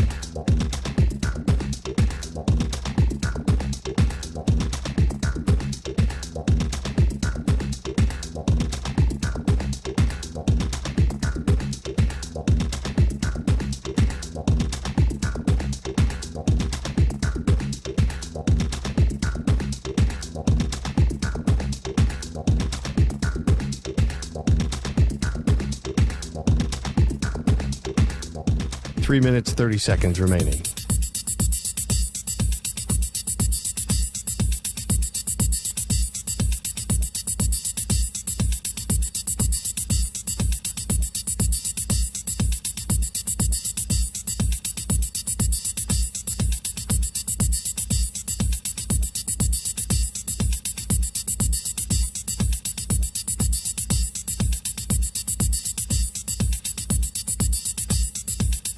3 minutes remaining.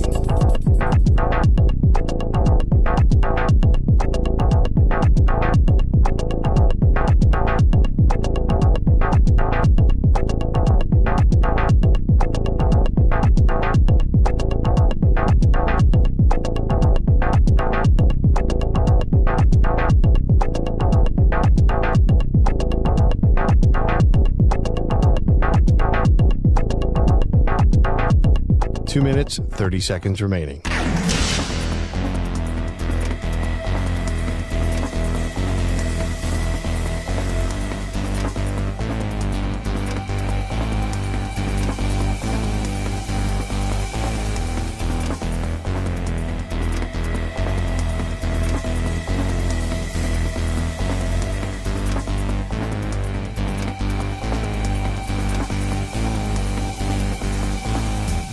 Two minutes remaining.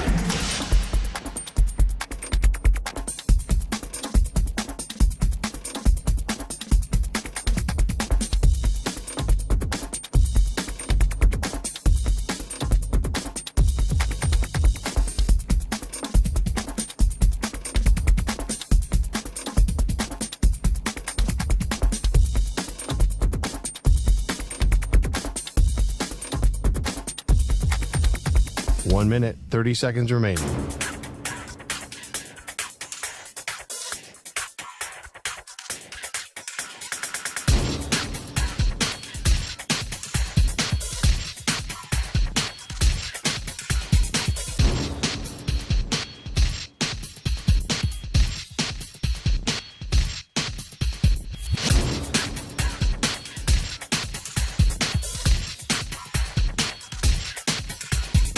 One minute remaining.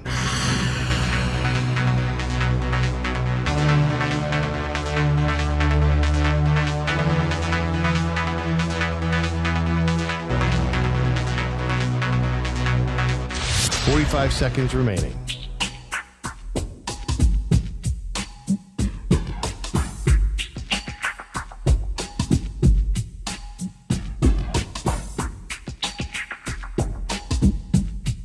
Thirty seconds remaining.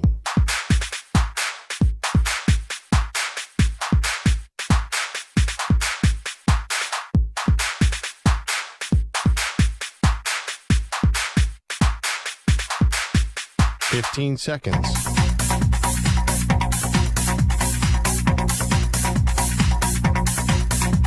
Break ends in 5 seconds.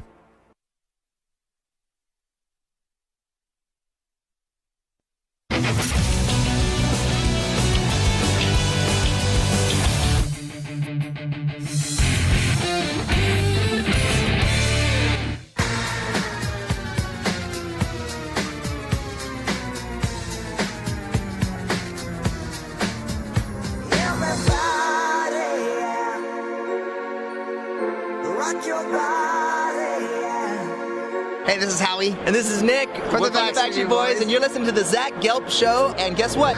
Zach is back. All right. He's live. He's nationwide. This is the Zach Gelb Show. It's time to answer Ask the Pros question of the day, brought to you by O'Reilly Auto Parts. Alejandro in Miami says, Zach, who do you like in the two NBA games tonight? You can submit a question by tweeting at INF Sportsnet or at Zach Gelb using the hashtag Ask the Pros. Think O'Reilly Auto Parts for all your car care needs. Get guaranteed low prices and excellent customer service from the professional parts people at O'Reilly Auto Parts. O'Reilly Auto Parts. Like the Celtics to end the Heat season tonight, and I like the Mavericks on the road to take care of the Clippers. But the biggest story of the night, last night we saw the New York Knicks choke a 6-point lead with 30 seconds to go. The series was almost over. The Knicks absolutely choked. Go New York, go New York, go! Go New York, go New York, go! So I have to be a good coworker and a good friend. And I have to check in with some dear colleagues of mine and some confidants of mine that are Knicks fans. Let's start with Manny Rodriguez. I saw him very depressed this morning on the YouTube chat for Maggie and Perloff. Manny, let me just get your answer on this. How are you feeling today? And take me back through last night as you saw your Knicks almost win the series and then choke that game, and now we have a Game 6 tomorrow evening. Pain, pure pain, Zach. I have never felt this type of pain before in my life. This is awful. I am so upset. I'm so mad at how the last 30 seconds of regulation went. Everything that could have gone wrong went wrong for the Knicks. And honestly, it's sophomoric. It's pathetic and asinine how they handled the last 30 seconds of regulation. Yeah, you had a lot of pain this morning. I saw a video shot of you, and it looked like your dog almost just died. That's how sad you were. It was actually, I felt terrible for you today, Maddie. I did. Yeah, no, I mean, it didn't help that I had to go in at 6 in the morning to go produce a show for stupid Philadelphian Andrew Perloff either. It was god-awful. I mean, at least he's pessimistic and knows what's going to happen in Game 6. But, I mean, it did not help that I had to go see his face at 6 a.m. Wait, what's your prediction here? What are the Knicks doing tomorrow night? The Knicks are coming home with a victory. Come on now. All righty, series over. Thank you, Manny. Let's check in with Pat Boyle. Pat Boyle, last night, take me through what you were feeling as the New York Knicks choked the game away. What do you got to say, Patty Boyle? Go ahead. Hey, how you doing, Zach? How you doing, guys? That's a depressed AO. Usually it's, I'm Pat Boyle. I'm the face and the voice of Infinity Sports Network and WFAN. AO, you sound depressed. Jeez. Yeah, I mean, I'll say this. It was the Game 2 miracle, and it was the Game 5 collapse. I had never experienced a greater Knick win in my life when they won in Game 2 in miraculous fashion. Last night, I have never experienced a more crushing Knicks loss. Just absolutely unbelievable how, like Manny just said, every single thing that needed to go wrong in those final 30 seconds went wrong.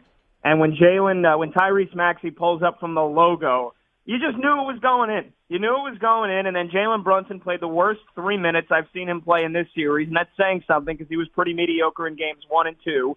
But you know what, Zach? The pain has started to subside. It has started to wash away like a bad hangover, and I'm ready to booze up, and I'm ready to deliver the knockout kill to the pathetic city of Philadelphia tomorrow night, where the owners have to buy tickets for their fans because the Knicks ran them out of their own building in Game 4, and they're going to do the same thing again tomorrow night. You know that the Sixers are sending this back to Madison Square Garden for a Game 7, right? Well, you know what? I wouldn't be stunned, Zach, because I will be on the air hosting a show in New York on WFAN on Saturday night, and just how fitting would it be if I have to be on the air, palms sweating, knees weak, arms are heavy, with blood pressure through the roof, anxiety on every moment, and I have to try to do a radio show during Game 7. You know what? Play the small violin. I would not be stunned if it does go back to Game 7, but there is no prayer, no shot the Knicks lose this series. What happens if the Knicks lose this series? Have you got to that part yet? I don't know if I can show my face. I don't know if I can show my face again around the radio station. All righty, get rid of Boyle. Go New York, go New York, go! Go New York, go New York, go! Now, maybe the biggest sports fan I know, a man that wears his emotions on his sleeves. And when the Knicks are winning last night, I know what Ryan Hickey was doing. He was like, let's go, yeah, Knicks, Philly, yeah, here we go, Knicks, yeah. 6-point lead with 30 seconds to go. And your team choked it away, and you lost in overtime. Give me the Hickey reaction. Shock. I mean, hats off Tyrese Maxey. He was tremendous. That was an Stop unbelievable being respectful performance. here. I'm just all right? saying. You guys all sound like you're doing these interviews. I want your fan reaction. I was cursing out. What do you want me to say? I was pissed. That was an awful. That was the worst minute of play on offensive defense I've ever seen under the Tom Thibodeau era, and it was a disgrace. But I've moved on. I'm ready to go. It was awful. It was awful. Are you actually confident that they're going to win? I am. Game 6? They're smoking Philly. Lock it up. They are smoking the Sixers. The owners know. Play the song. They'll play it tomorrow, basically. Ownership has no faith in the fan base. The fan base is not showing up. Why? Because they have no faith in the team. Sixers at home, Game 6, not a good history. Repeats itself again tomorrow night. Knicks win. Now, you have a reputation around here. I wonder why. I don't know why you have this reputation. It couldn't be me. But there is someone that has highlighted how wrong your predictions have been. The official prediction from Hot Take Hickey is Knicks in 6. Am I hearing this right? It should have been Knicks in 5. That prediction was going to be right. But you choked. For 47 minutes, that looked good. Knicks in 6. They you win know by the 5. game is 48 in regulation. Unfortunately, I know. What was the worst part of the loss last night? Was it not fouling where Maxey hits the big three, Mitchell Robinson with the foul, the Knicks sucking you back in overtime and then blowing it again, and Embiid sucking for the first 48 minutes of regulation, then coming up big in overtime? What was the probably toughest the part? Josh Hart missed free throw. Oh, because the Hart missed if free he throw. makes the free throw, that idiotic attempt by Mitchell Robinson to block a 3-point shot in a 6-point game that means nothing if he makes it or not is erased. I You agree. make your free throws, it's over. And that's probably the worst part. You had the game in your hands and you blew it. Look me in the eyes real quickly. Sure. Knicks in 6? Knicks in 6. Not kidding. There's no doubt. You don't I even am believe very that. No, I am very excited. I know you will. Knicks in 7, not really Knicks in fast. 6. Game 2, Game 5, you could say both flukes at the end of the game with how each team won. The Knicks have been the better team in the other 3 games. Embiid's going to go MIA in the fourth quarter again. As long as you don't allow Maxey to go nuclear, you're winning this game, and he's not going nuclear. What happens again. if they lose the series? Devastation. That's the worst. That is the second worst series loss in history in the NBA. Only behind the Warriors 3-1 in the Sixers. Hey, Stu, in the finals. give me the sounder one more time. Go New York, go New York, go! Go New York, go New York, go! I hope we get it. I am not rooting against the Knicks because I love Leon Rose, but I hope we get a Hickey instant reaction miserable video coming your way over the weekend. We out, everybody. Talk to you tomorrow. Bye-bye. Peace.